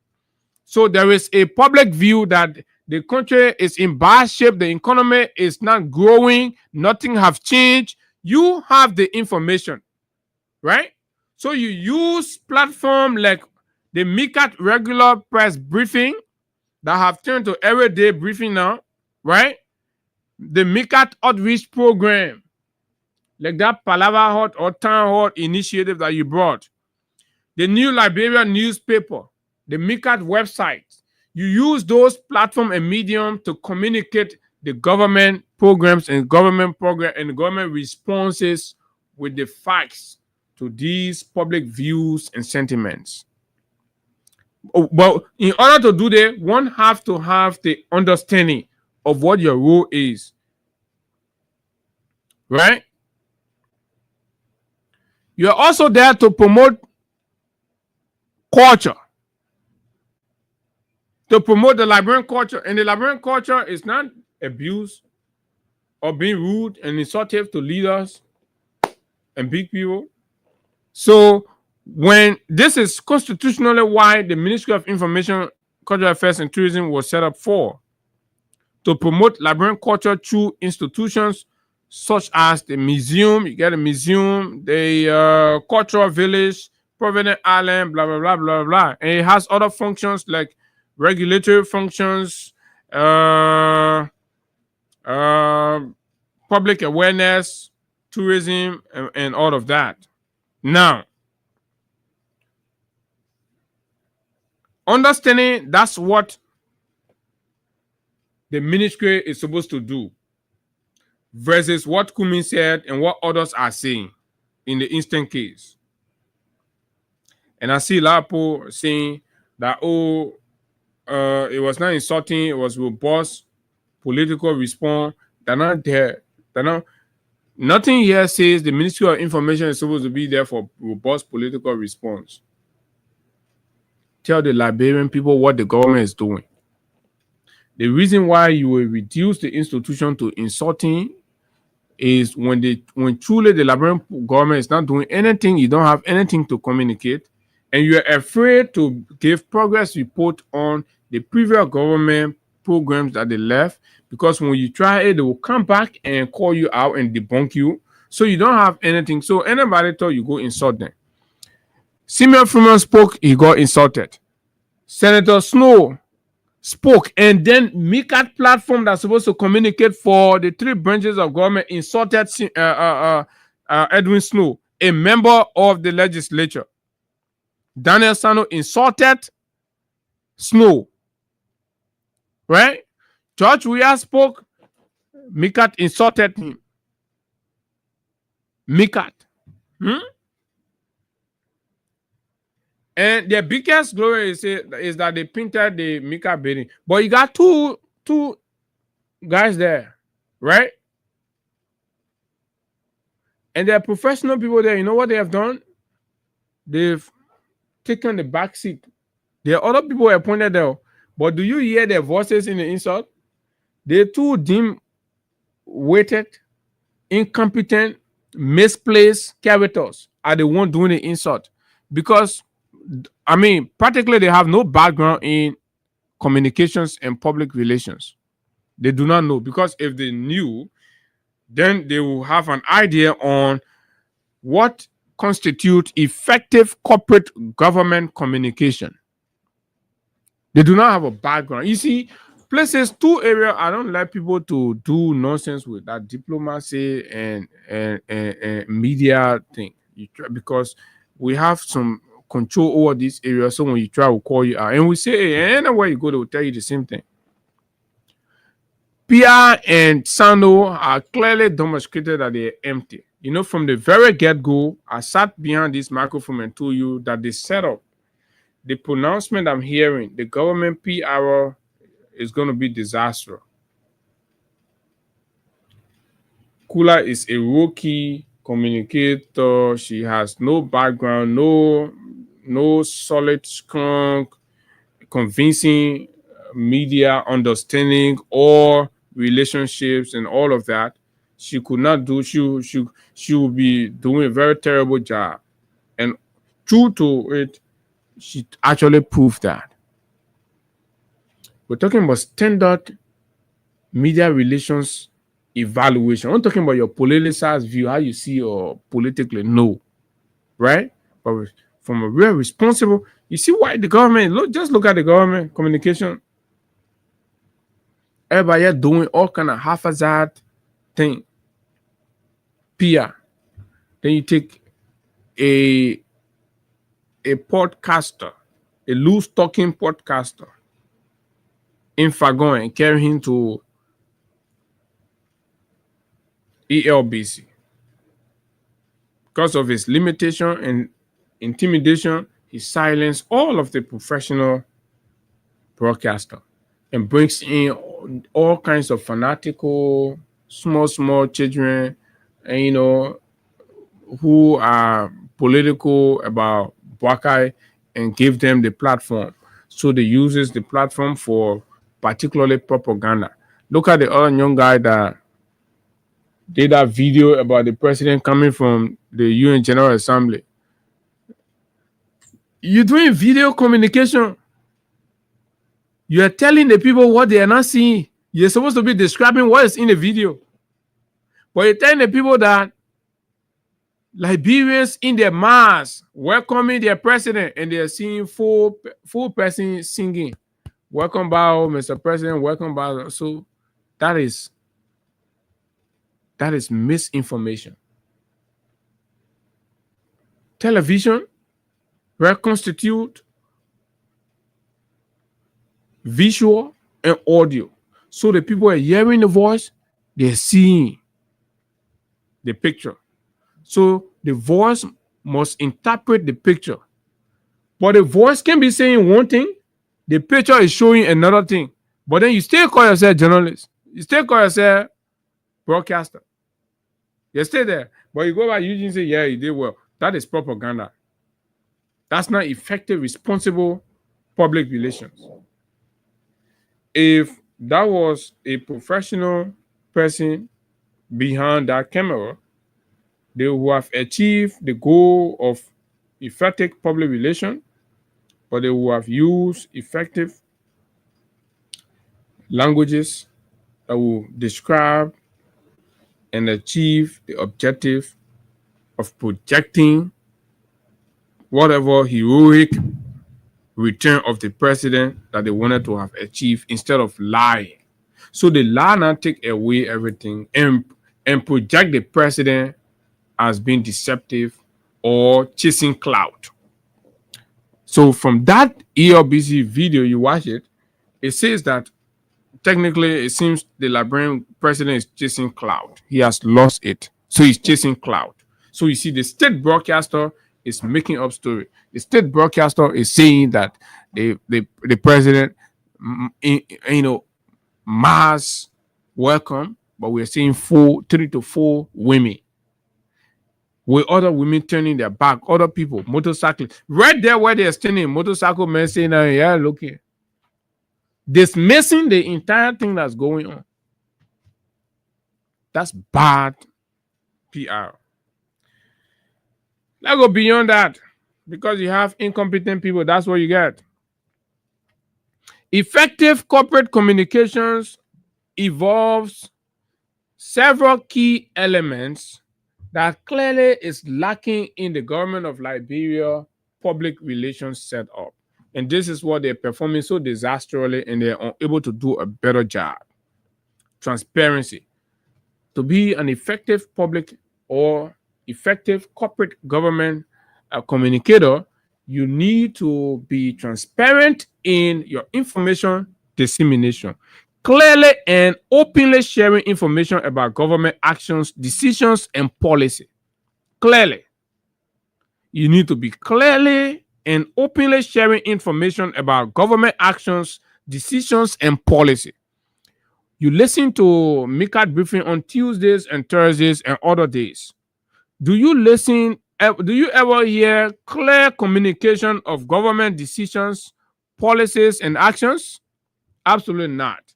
Most times what you hear are innuendos and invectives directed at critical voices and opposition politicians. This is below the belt and the requirement of an effective corporate responsible government communication machinery. Accountability. You have to be accountable, taking responsibility for government actions and decisions.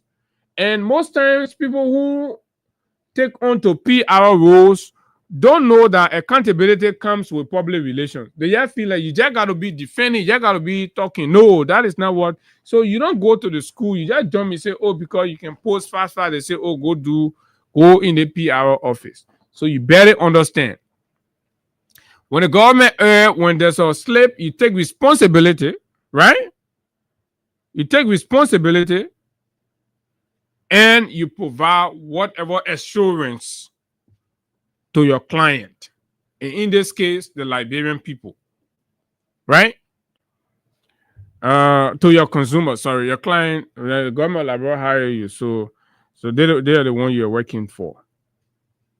But I mean, actually, you're working for us. So I'm correct about that. So you take responsibility for government actions and decisions, right? If the government makes poor decision, as a responsible Ministry of Information, you take responsibility as a government, right? And then you proffer solutions on making it better and being answerable to the public. If the public has doubt, if the citizens are concerned, citizens are saying a thing or two, right? You have the responsibility, the constitutional responsibility and duties to what? Provide answers to the people, not insults. Answers and not insults. So the political leader of the ANC says the country is hard, the economy is going down, blah, blah, blah, blah, blah. So the public is in doubt. You now, as the information ministry of the government, you come and provide answers, not insults. And timeliness is key. Consistency as well. Engagements and all of that. Engagement. As a responsible Ministry of Information, you should encourage public participation. You should be willing to listen to feedbacks. Has the Ministry of Information, the guys who there, have they been are they even evaluating feedbacks? Are they concerned when they have their Tuesday and Thursday briefings?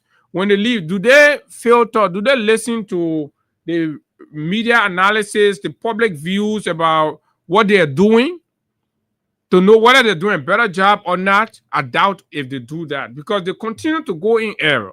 It's like they care less. They reduce the institution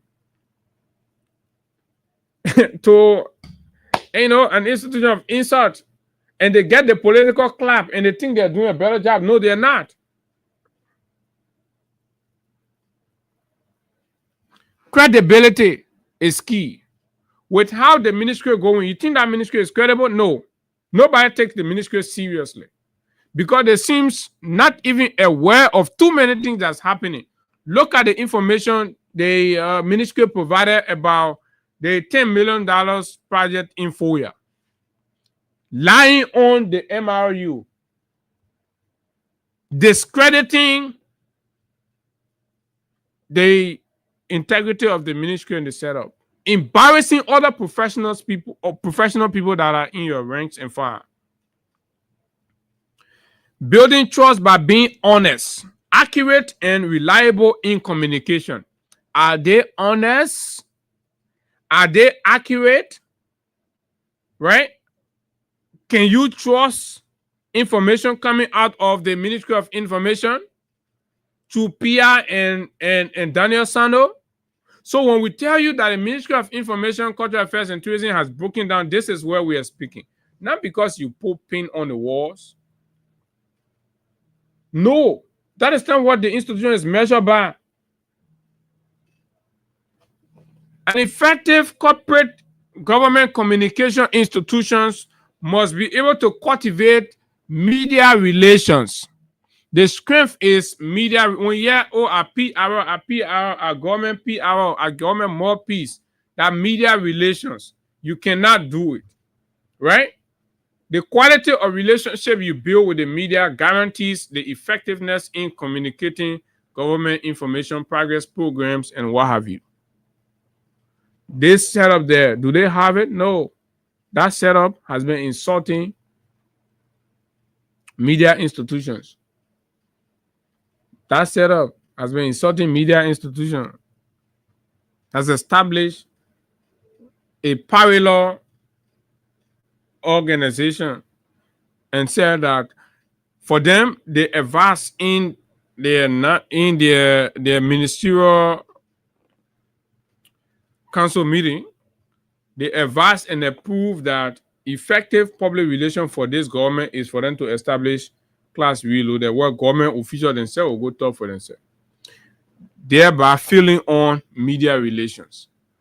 PR and Daniel Sando have failed on media relations. That's why, as head of the government communication, they sit down there and accept and approve and say, we are unable to build and cultivate a viable relationship. We've lost it. We do not have anything to offer. So, gentlemen, y'all go form Class Reloaded and be talking for yourself. That is failure. In any sound country, they will be dismissed. Effectively managing relationship with the media to ensure accurate and balanced reporting. How have they? This is an unprofessional MICAT leadership that caused a national government program, and media people go there, right? And then they purge people out. Oh, they wanted that opposition, they wanted that this. The lack of professionalism that was bringing that. A sound professional who went to school and know the job.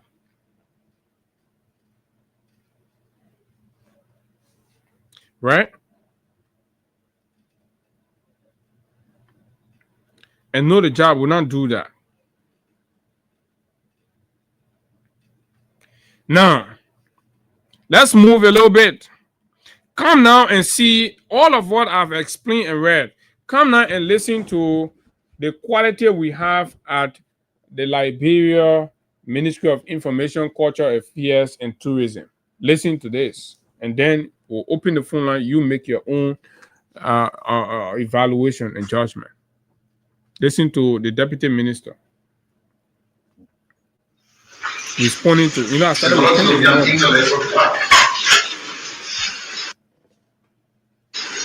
I'm not too sure those. It's one thing to be a political dweller. It's another thing to be an intellectual dweller. I'm not too sure those who are as having solution to all of the country's problems expect us to forget what it took yesterday. This very political leader who said that he had given the former president red cards, and in spite of all of the negativity that happened to the country under the leadership of the former president, he went back on your own voice to endorse that former president. Apparently, you got cut around me actually physical to endorse that former president. Apparently, he got cataract when he actually physical. Apparently, he got what? Cataracts.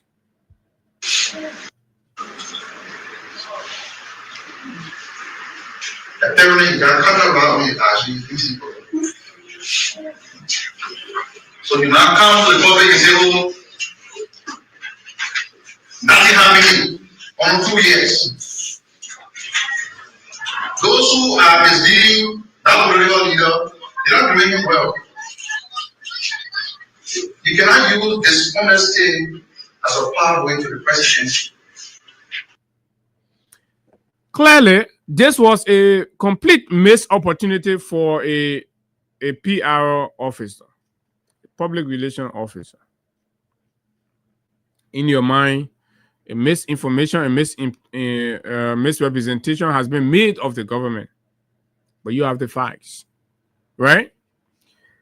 Like somebody will argue that, oh, the political terrain is tough and you got to punch and it's punchy and blah, blah, blah. Right? I can sometimes try to understand that. If you put me in a political office to do public relations, right? That does not mean that I will ignore the goals and objective of my responsibility. You have to achieve the goal of communicating the progress, the programs, the quality, the experience, and whatever that your clients offer to convince your customer base so that they will remain in touch before addressing what you believe as a misinformation or misrepresentation. But then you have already set the record straight. This is how you do sound public relations and, government communication. So, but then you've already set the record straight. For example, Cummins argued that the economy is declining, right? Pretty much present the facts as to the progress that the economy is making. provide the reports. Tell the Liberian people that contrary to what Ellis Cummings have said, right? I am troubled whether Mr. Cummings is reading from the right source, because IMF has reported recently that the Liberian government, credit to the fiscal discipline implemented by the Joseph Boakai administration, has experienced a 3% growth or a 2% growth. Then the public out there know clearly that, oh, what Cummings said was a lie. The government now provide the truth. Then whoever reading goes to the IMF report and start reading. And when they see it there, they know that the information ministry is on top of a game. You pass that one. The ANC political leader said businesses are shutting down. Then you speak to facts from the Liberia National Business Registry on the percentage of business registration compared to 2 years ago. If there are increase in business registration in the country now versus what they were, then you present that fact. It's contrary to what Mr. Cummings have said, based on the reform that the Liberian government, the additional reforms and the flexibility that have been initiated, Liberia, through the Liberia National Business Registry, has increased business registration. New businesses registration has increased by 2% under Joseph Newman Boakai. So that would defeat the conversation that businesses are closing down. So we can get 2% more businesses, new businesses opening, while you're arguing that businesses are closing. Because the records will be, put against the ones that are closing versus the new ones that are coming, and then you come with the aggregate, you present that, then the country will know, then that will defeat Cummings on that point. So we will open classroom and set these buffoons and buccaneers and set them down and educate them free of charge. They will not pay or nothing. But they say they're intelligent, they say they're smart, they're educated. So most of you be clapping your hand for the guys to MICAT. No, they are failing the country. So technically, every money that's going to MICAT is a waste. We should take that money and redirect. And this is where I see and understand the frustration, and other Liberians are saying, let's shut MICAT down. Because it's like the incompetence of the folks there now are making people not to see the relevance of MICAT. Because you have very incompetent people there. They are mixing things up. They're acting like they're the spokesperson for the executive mansion. No, because they do not understand their rules. They're missing their... They're just there. Thursday come, they go, they stand there, they insult another political leader or another critical voice, and then they go back. They pass around, they wait for the next week, Tuesday. They call a press conference, they call people, they insult, they go back, and this is exactly what MICAT is doing. That's why other people are growing frustrated and say, but let's close MICAT. What is MICAT contributing? You see why it is not good to appoint the wrong people in the right places? This is what you get. So the function of the institution becomes obsolete. People don't see the real meaning of why we should have MICAT anymore, and they think you should shut it down. Let's leave. You think that, oh, it is immaturity and youthfulness that has overwhelmed Daniel Sano. His first time to occupy such a big portfolio. You may want to excuse him on the basis of that and all that. But let's go to a man who once served as presidential spokesman and have had his time in governance and all of that. Listen to what comes out of his mouth in this same instance. The Labour made a mistake. You, the people, not to come and correct it, right? You come back again, you follow the Labour lead. So who gets sense by their friend? Clearly. So Daniel Sano and PR, who gets sense by their friend? Now, who's supposed to be sunny? Who people start to say, oh yeah, at least the time they begin made a mistake, they probably can't face it. But they begin Maybe say the Barbican and Chakla A for. So, but listen. Nothing has changed. Papa, where you reading? What did you take before going on that talk show? Where you talk that thing there? Coffee?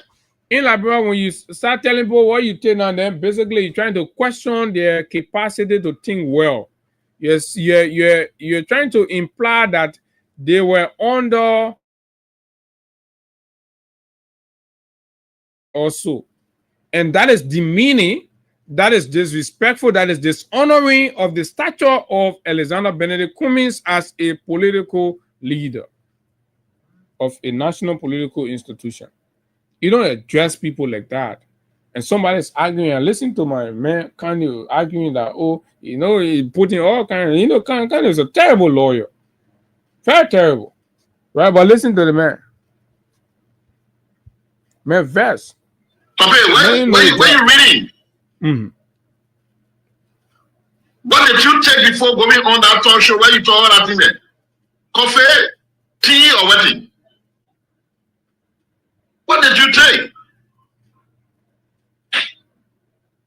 Jamapai. Okay, maybe something. So somebody's move out of Jamapai. Say, what do you mean? Right? So we. So somebody said, Cummings took weed, narcotic. Right? Cummings took drugs. So on at the Mika, you just listen to what I read about how a government public relation institution or communication department is supposed to be, right? And then somebody sit at that platform and say that a national political leader took weed to say what he said, and they provide zero alternative facts to what Cummings said.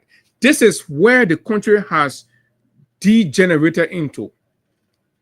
And when we sit here and tell you that, look, Liberia is going down, the president is fueling the country, this is what we are talking about. And today, all of the relevant issues are left, and then the nation has been reduced into unnecessary political verbal exchanges. Our kids, what hope are there for the young children when those in power now are doing nothing to focus on the real issues that guarantee a progressive and transformative future for the next generation, but rather people have reduced national governance into loose talking. Loose and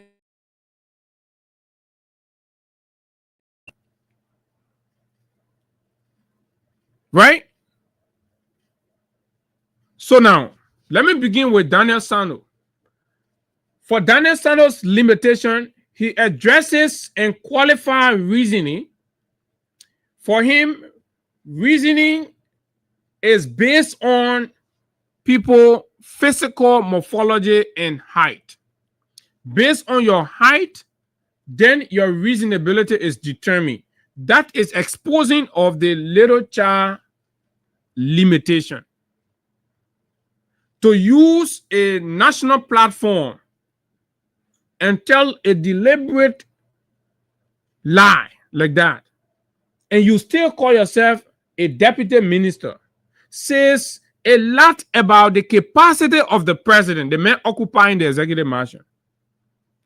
To still have that kid sit there as deputy minister is embarrassing to the reputation of the country. Look, he has demonstrated clearly that he's incompetent, unqualified, and a complete misfit, that he does not understand simple things. How do you equate reasoning to height? Like many people have posted and said, Cummings is even taller than the president, the current president. So it's demeaning. So if we agree by the parity of Daniel Sano's limited reasoning, right, then that means clearly Bouaka is terribly and disastrously insane. Does not make sound decision. Because according to Daniel, when you shot, you can make sound decision. So now you understand why the country is the way it is. Because Daniel have told us that your height, because Kumi is not the only short man in the country.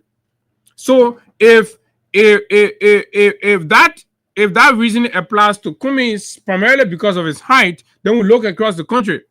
So technically, according to Daniel, Bwaka falls in the category of short people. So Bwaka is a disastrous person when it comes to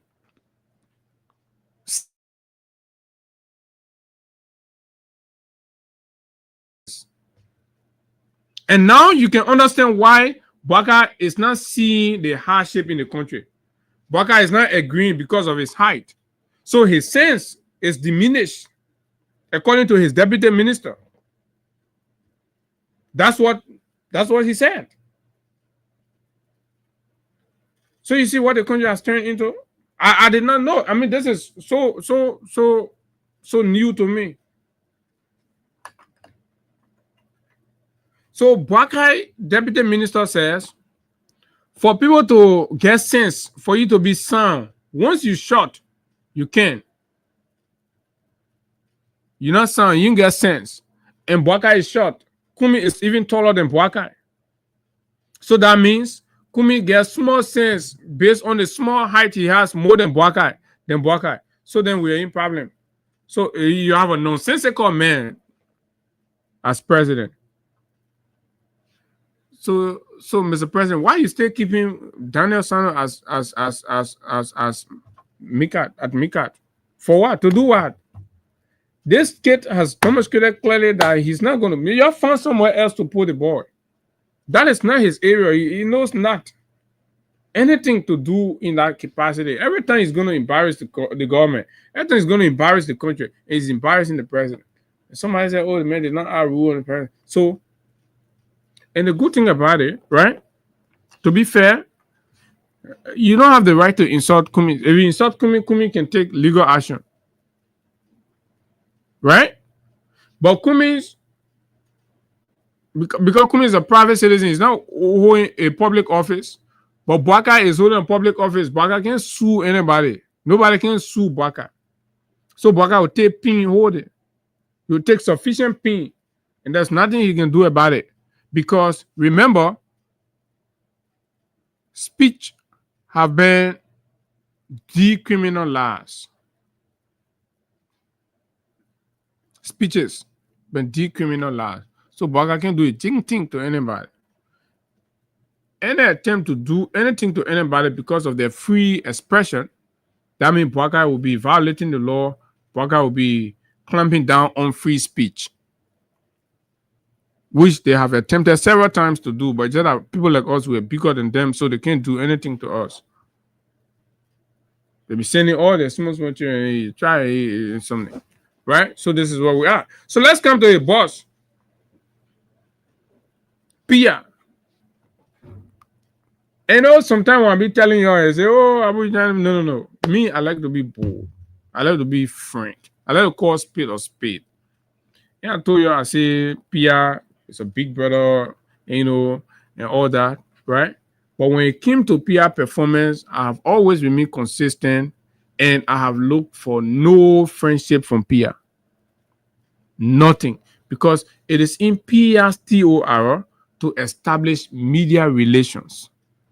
That not means supposed to be running to Pia to make his job easy. That Pia is supposed to be establishing media relations with me. So, because I'm aware, I'm educated to that, so I know it. And that is why they got to come to me. I don't go to them. People who begging that they don't want can go beg them, but now people like us. So, Pia has been extremely disastrous. Look at Pia's life. This is a man who, whenever he's not in government, he runs to America to live there. While in America, he achieves nothing personally for himself. He gets no decent job. He earns no decent living. He makes no decent wage. He makes no impact in the country. Most time he has lived in America while begging people in Liberia to take care of some domestic responsibility on his behalf. Records are there. That is Pia's life. And then when whilst in America, Pia will be bad-mouthing whoever that's in power, will be speaking ill and align himself with potential winner or candidates. And then when they are successful, Pia comes and takes government jobs. And when he takes government job, he performs so terribly and become most times ineffective in the discharge of his duties.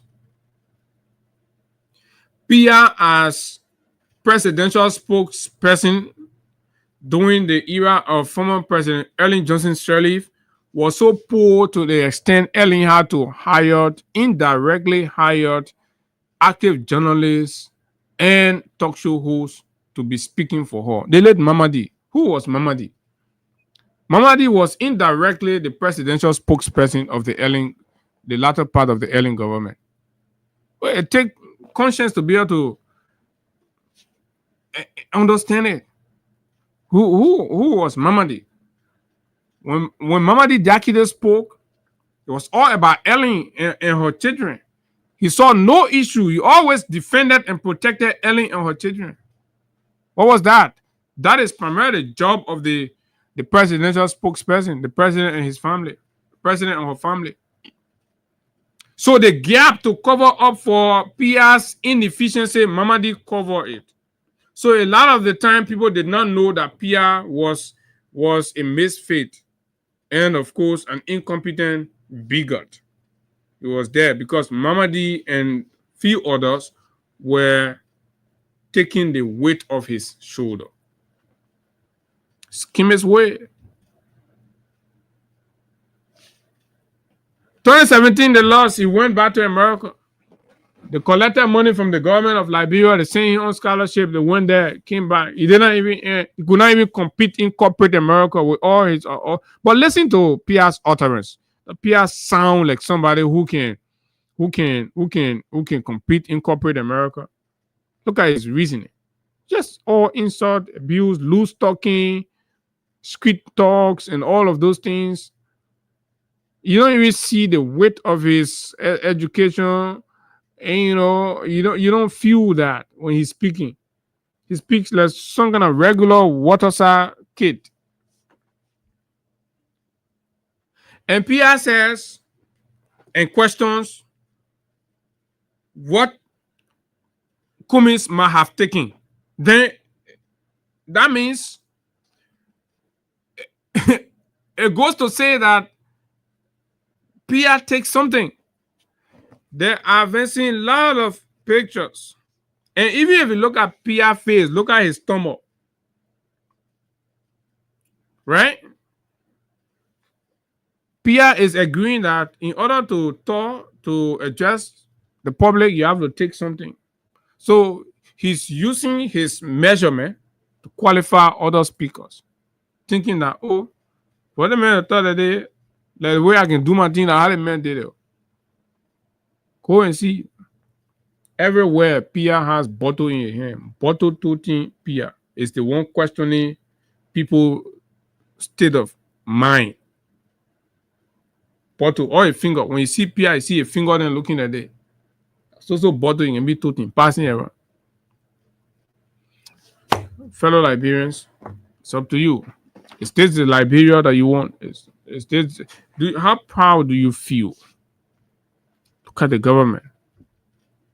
Why your issues are there. People who are sacrificing to call the government out. Remind the government that, look, this thing here, this thing here, this thing here. They go and start insulting, cursing your man, cursing your pa. For one old man business. The old man who even know what is going on in the country. Let me check the cash giveaway and pay some money and also open the phone lines and hear from you all on your perspective. You have a country where institutions are being reduced to insulting and abusing prominent people. It is troubling. *255 *1# *255 *1# are the codes, and of course we thought to be as educative and informative for those folks taking the money and don't know what to do. Clearly, the only thing you can lay your hand on is that PR and Daniel. I'm told PR did agriculture, and I'm also told Daniel managed his way through Zion to do some Bagbati criminal justice. And this is what we have. Even if you did not do media directly, but you ought to be responsible and read the laws of the institution that you are serving. 0776 104 104 086 500 104 plus 231 86 500 104 are the numbers to call, and you will be live. It's the Ministry of Information living up to your expectation? Are they properly communicating for the government,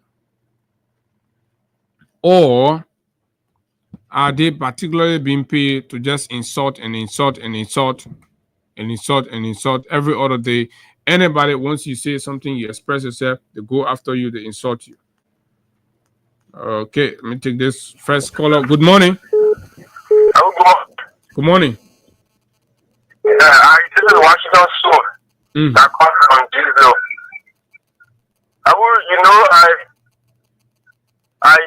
Jeremy Pia and Daniel Sano thinking that we're going to have a short president that is this morning performing. We have a short president that has no retentive memory, physically retarded. So they think that all the short people can make good decisions. Exactly. Oh, Washington Soap Network. 0776 104 104 086 500 104.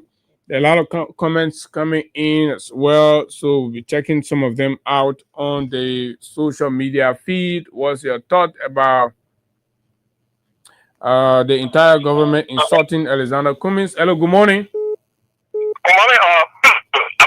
Thanks for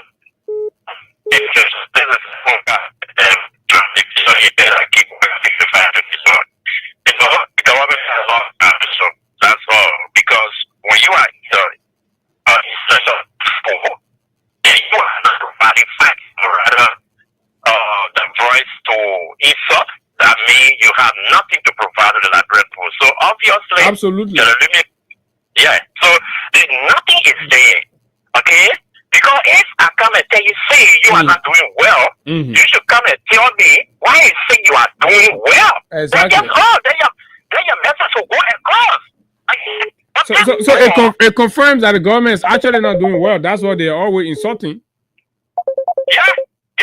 That is a reactionary ministry now, because absolutely they have nothing to present to the Liberian. Because if you are there to propagate government information to the citizen, and you are not doing so, well, I saw somebody speak up to the issue in the country because you insult, thinking say you were silent, and about it, yeah.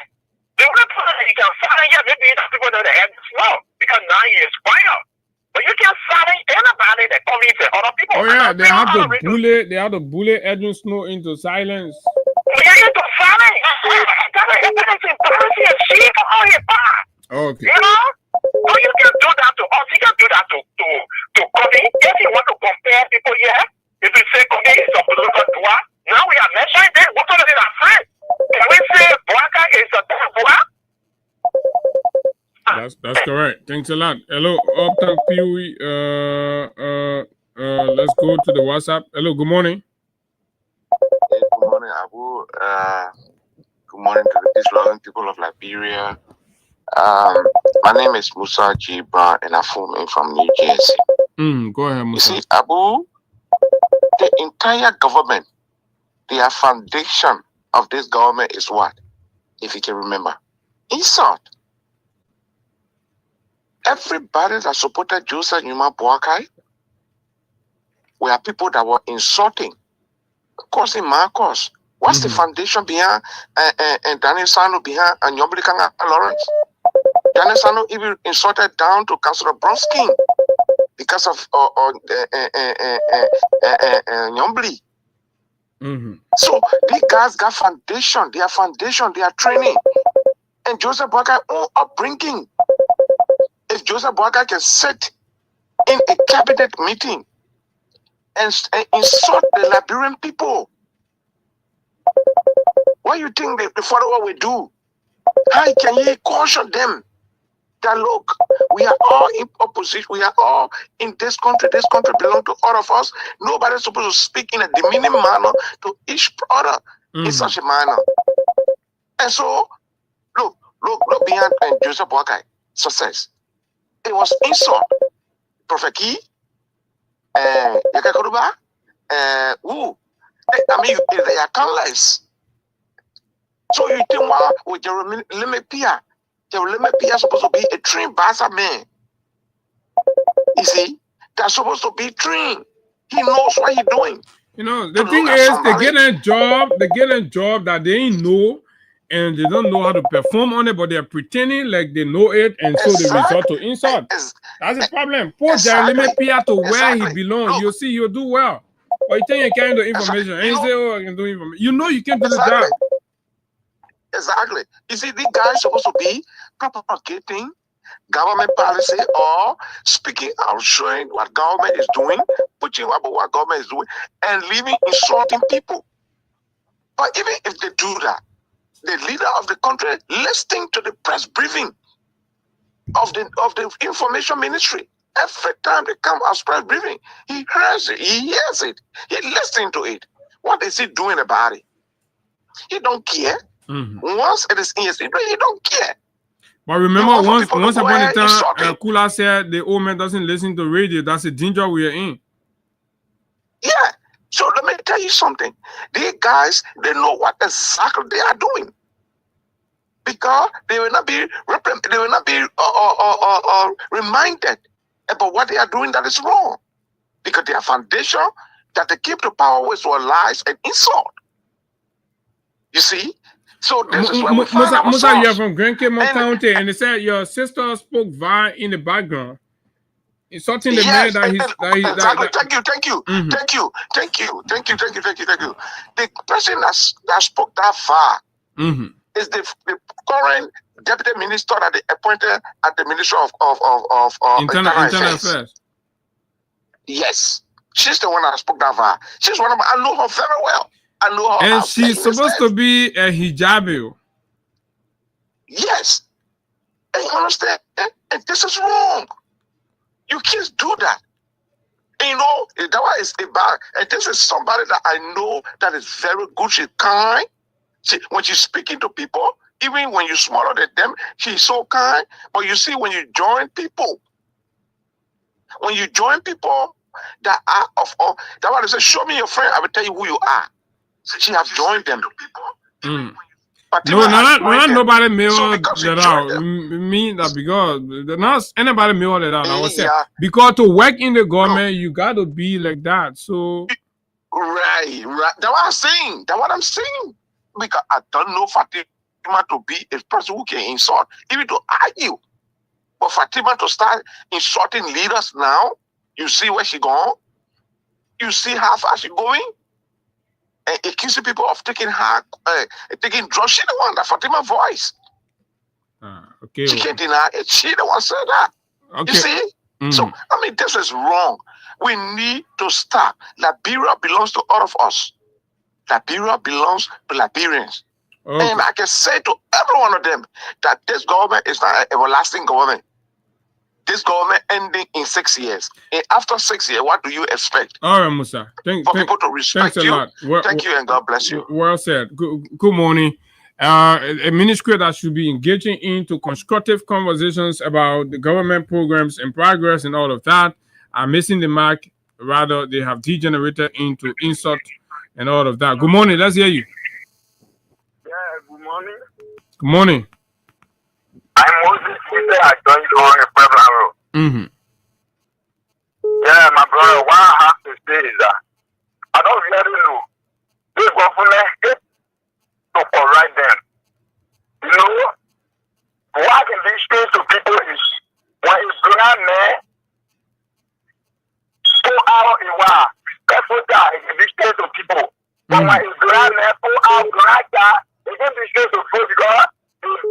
person has the whole behavior of that father, it will be everything in his car. So the related parties, they all will know that for goodness for now. You know, governing is liable. This is our plan. If you are governing, you should be able to do the rightful thing. But as part of this government, they not even hate corruption. If you try to correct them, they will take you to be somebody who is against them. You see? All they are rooting for now. They think that they are the most government that ever in the bureaucrat to power that doing the right thing, that have the thing themselves. So automatically when you start to correct them, they take you as an enemy. And for sure, I will tell you for sure, sometimes you don't believe those who are in government now that putting out that behavior, because sometimes they only just doing it because they want to maintain position. Because automatically they go to this person, if you working with single government and you not really working in now with the way you want for you to work, you attack you. So they are just doing it because they want to maintain position. That's all about it. They know that what they are doing is wrong. It's totally wrong. But I just to maintain position that what is doing it. Okay. Thank you very much. Good morning. Yeah, good morning. Good morning. How are you this morning? I'm fine. Let's hear you. Thank you very much. My name is Aiba Adu Joy for Ghana Vision Project Community.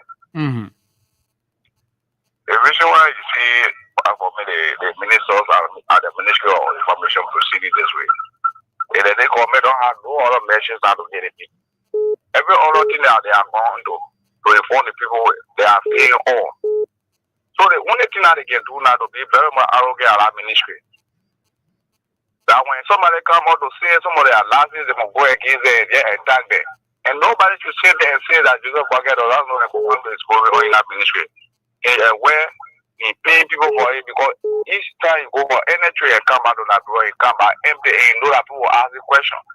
The last time the president said that be the arrogance, well, when they ask you at the airport, the only thing you will say, the law is the law. In that type of arrogant too. You are very much angry. So if I'm not getting to know that, actually you're not coming with anything. And when all people continue to question it, they feel that they are being provoked. So based on that, they will always come on the air and insult other people.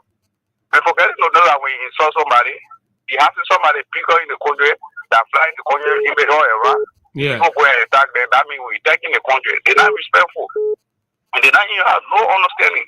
Okay, so this is it. Liberians are speaking their minds. Pia and Sano have been declared the most indisciplined people in the country. Good morning. Good morning, Veteran Abu Shabi. Good morning to the 1 billion followers of Freedom 7.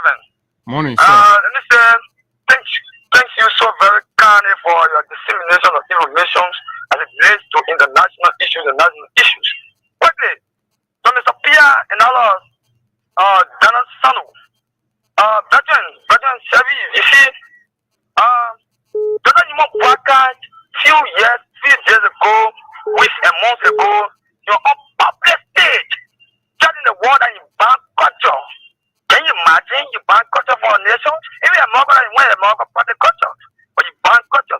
So that is the reason why Donald Sanu, who takes drugs, who takes bad substances and sit on a public platform, and then insult permanent citizens, permanent son and daughter of the nations. It is supporting. Daniel can't take job, man. I'm a man. Daniel can't take job. On a basis, you will see that Donald Sanu will large assault on permanent citizens of the country. So I want to say thank you, and let me call on all Liberians and the patriotic citizens in this sense. Now on the 18th of October, that historical 18th, will be the groundbreaking ceremony of the new constructed party record. Let me say kudos to the committee here on the cover for making everything better, and teams. We hope and pray that we all see that day on the 18th. Thank you so kindly for giving the opportunity. Thanks a lot. Ailing Liberian woman abandoned as lawyers, government turns their backs after Supreme Court ruling. This has been reported here in the Front Page Africa. Let me get a gist of it. Karen Gaidu Sekepo's situation is worsening by the day and might die if immediate action is not taken by those responsible to ensure she gets urgent medical attention. She might die not because there is no queue, not because help is unavailable, but because her lawyer, Councillor F. Joa Lawson, and the government of Liberia continue to sit idly while she slips further into illness. Even after the Supreme Court of Liberia ruled in her favor, a family source told Front Page Africa. In a nation that claims to be governed by laws, Madam Sekepo's case has now become a horrifying symbol of legal abandonment, professional betrayal, and institutional silence. On February 17, 2025, Liberia Highest Court Supreme Court ruled that the John F. Kennedy Medical Center was liable for medical malpractice that nearly took Madam Sekepo's life. So this is the case. The court has ruled. The government of Liberia has turned their back. Her lawyer turned their back, and the woman is fear to lose her life if nothing is done immediately. Let's keep taking calls. Good morning. When you speak about it, Daniel Sano and Jeremy Pia will insult you. Good morning. Let's hear you. Morning. That was the people I'm calling from Broad Street. Go ahead. You know, my brother, when I say Daniel Sano there, it's not their ways. That is their ways. So some government just bringing it out. They were keeping it before. So if you say it's you that instigated there, how will somebody say you are now a gay? Something to say after a few times we see you with gay friends there. What you want to say? Okay. So if you and I are here, I was talking to you. I was setting from that side. We get talk back our people. Even we must spend it all. Not see what people to them, right? So if you see me in your organization, we must talking and slapping them, checking chairs for other. Will you tell me say I'm a waste? That kind of other ways. Now go back. Please, let's your plan. Go back. Go read that other than what you there. Go back. Something that other was doing it. Why even that it coming out now because they are aged in now. They are able to have it because they are no more in a youth. In a young age, I would say adults who they coming out now. They go back to their chief. They may not getting the job. So you might walk out. You start someone like you saw the people. You will not cause the president right here. So you will say that I not with. That's why we don't say walk out whether you. He the one that send the boys them to do everything they do. If not, what are you doing? Okay, because if not, he should be taking action. I think I agree with you partly. Let's take this other person. Good morning. Yeah, good morning, Abu. Morning. Yeah, my name is Daniel Staggy and I'm going to do morning. Go ahead. Oh, Abu, all I think that people are doing is I got a busted where it's called Omeo Cabinet meaning all of that. Everyone was in your own economy. I put a respect for the LG to say on video. And you talk about something was so you couldn't be afraid. Just be aware, don't listen to the propaganda. So, and the general said me that just to that bishop, there I'm going to if I'm not go after in the public, you're afraid, can't wait that the other said. You want to know what you said 2 days ago. So, we'll get calm for the money to the budget there. You were even embarrassed to say that you couldn't say that you can't wait that you put in the yard you're calling, but then you go bring a speed meet and tell you you can't go. When I keep on my friend was telling me to go. And I said, oh, yeah, but make it today. So, you know, I'm not a point you're speaking the truth to the people. So you can go anywhere you stay. Well, I'm going to put this guy way down. That's that people I go to me. So when you stand up there and no say go out down the street, you have yourself with the public because young people to recognize me to issue it about. So I feel I said, come on, forgive. They won't do our boss for anybody this morning. Okay, thank you very much. Daniel Saki there. Good morning. Hello? Good morning. Good morning, Abu. Let's hear you, man. Yes, my name is Kamen Kiflo calling from Matadi. Okay, Kamen. Yeah, you know, Abu, you sell it right. And Kumi sell it right. The economy have broken down. Before things that, yes. Before, so sometimes you don't blame the bosses.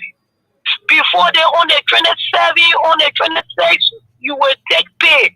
But now in this government regime, you can't even see customer. So you don't blame about the other. So when you not take pay yourself, yeah, I come in. So when you take pay yourself, I want to understand the bosses because you working to the place. You see anybody coming back. The reason why I say you will not blame the boss because you are seeing the reality. Mm-hmm. You are seeing the reality on ground and it's visible. You are not seeing customers like before. As you read this, businesses are closing, definitely. But I thank my boss man because he's trying his very best. I told my colleague, I said, it is visible. You can see it that there's no customer, there's no business.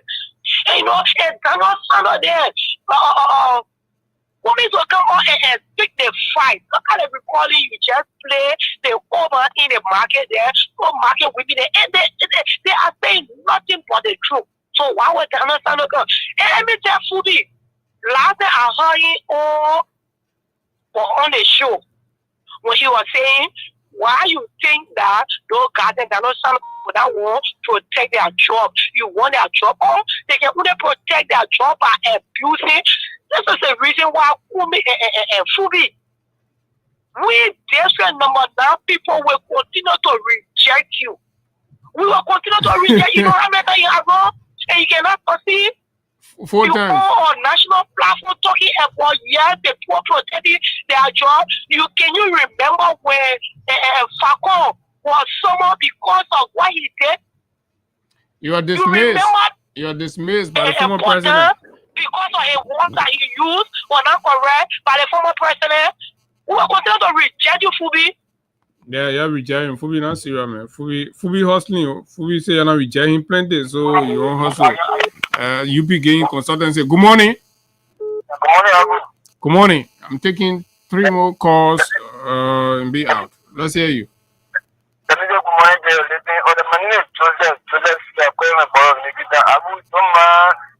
these 2 people are nigga. I said that little boy for Sano.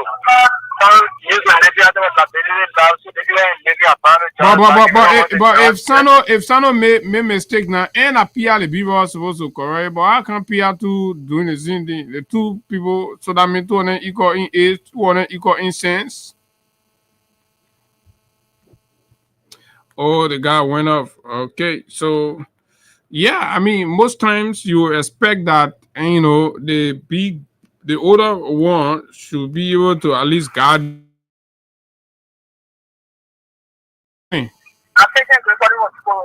Go ahead, patient.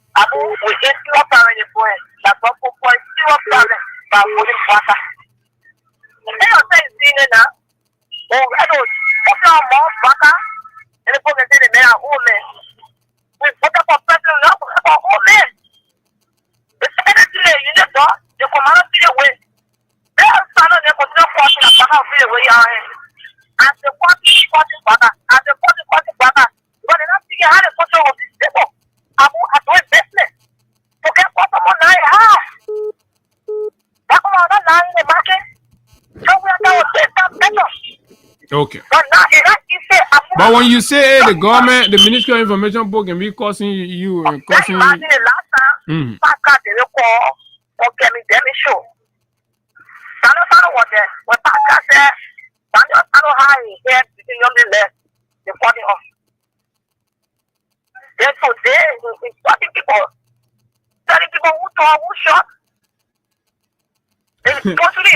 But Pascal, man.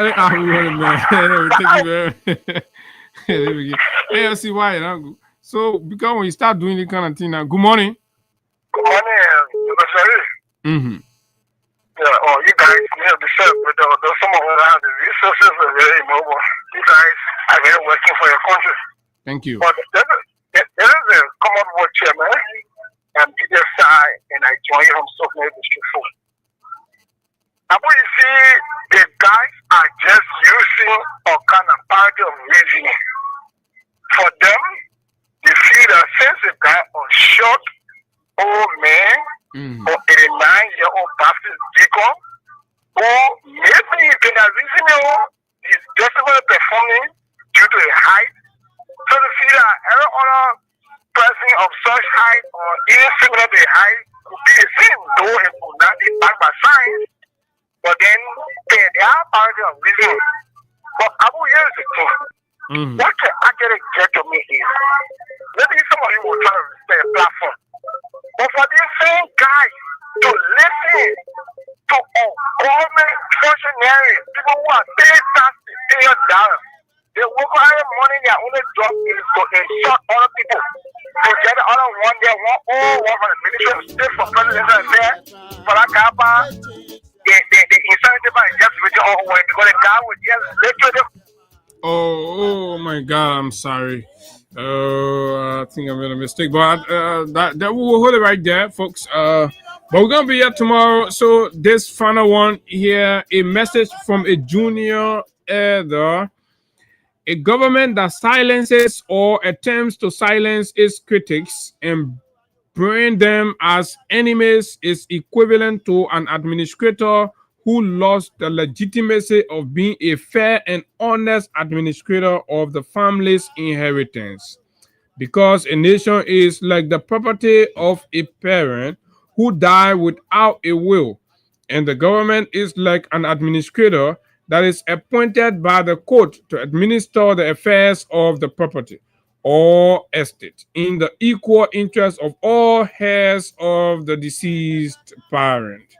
So when a group of heirs feels dissatisfied with the administrator's conduct, they have the right to raise questions about the way the parties or the properties are being administered.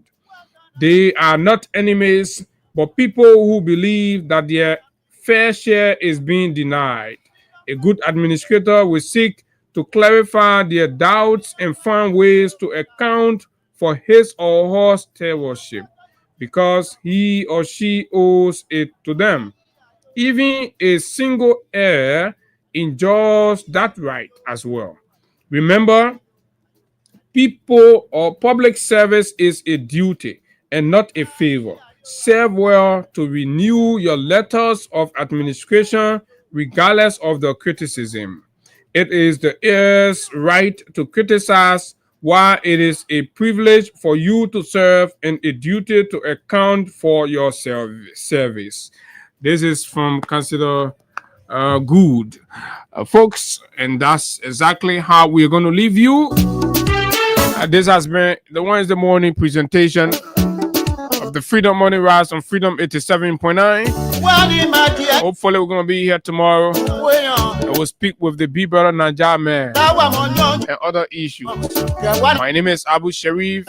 Until we see you tomorrow, do have yourself a wonderful time. Bye-bye. I'm a freedom fighter.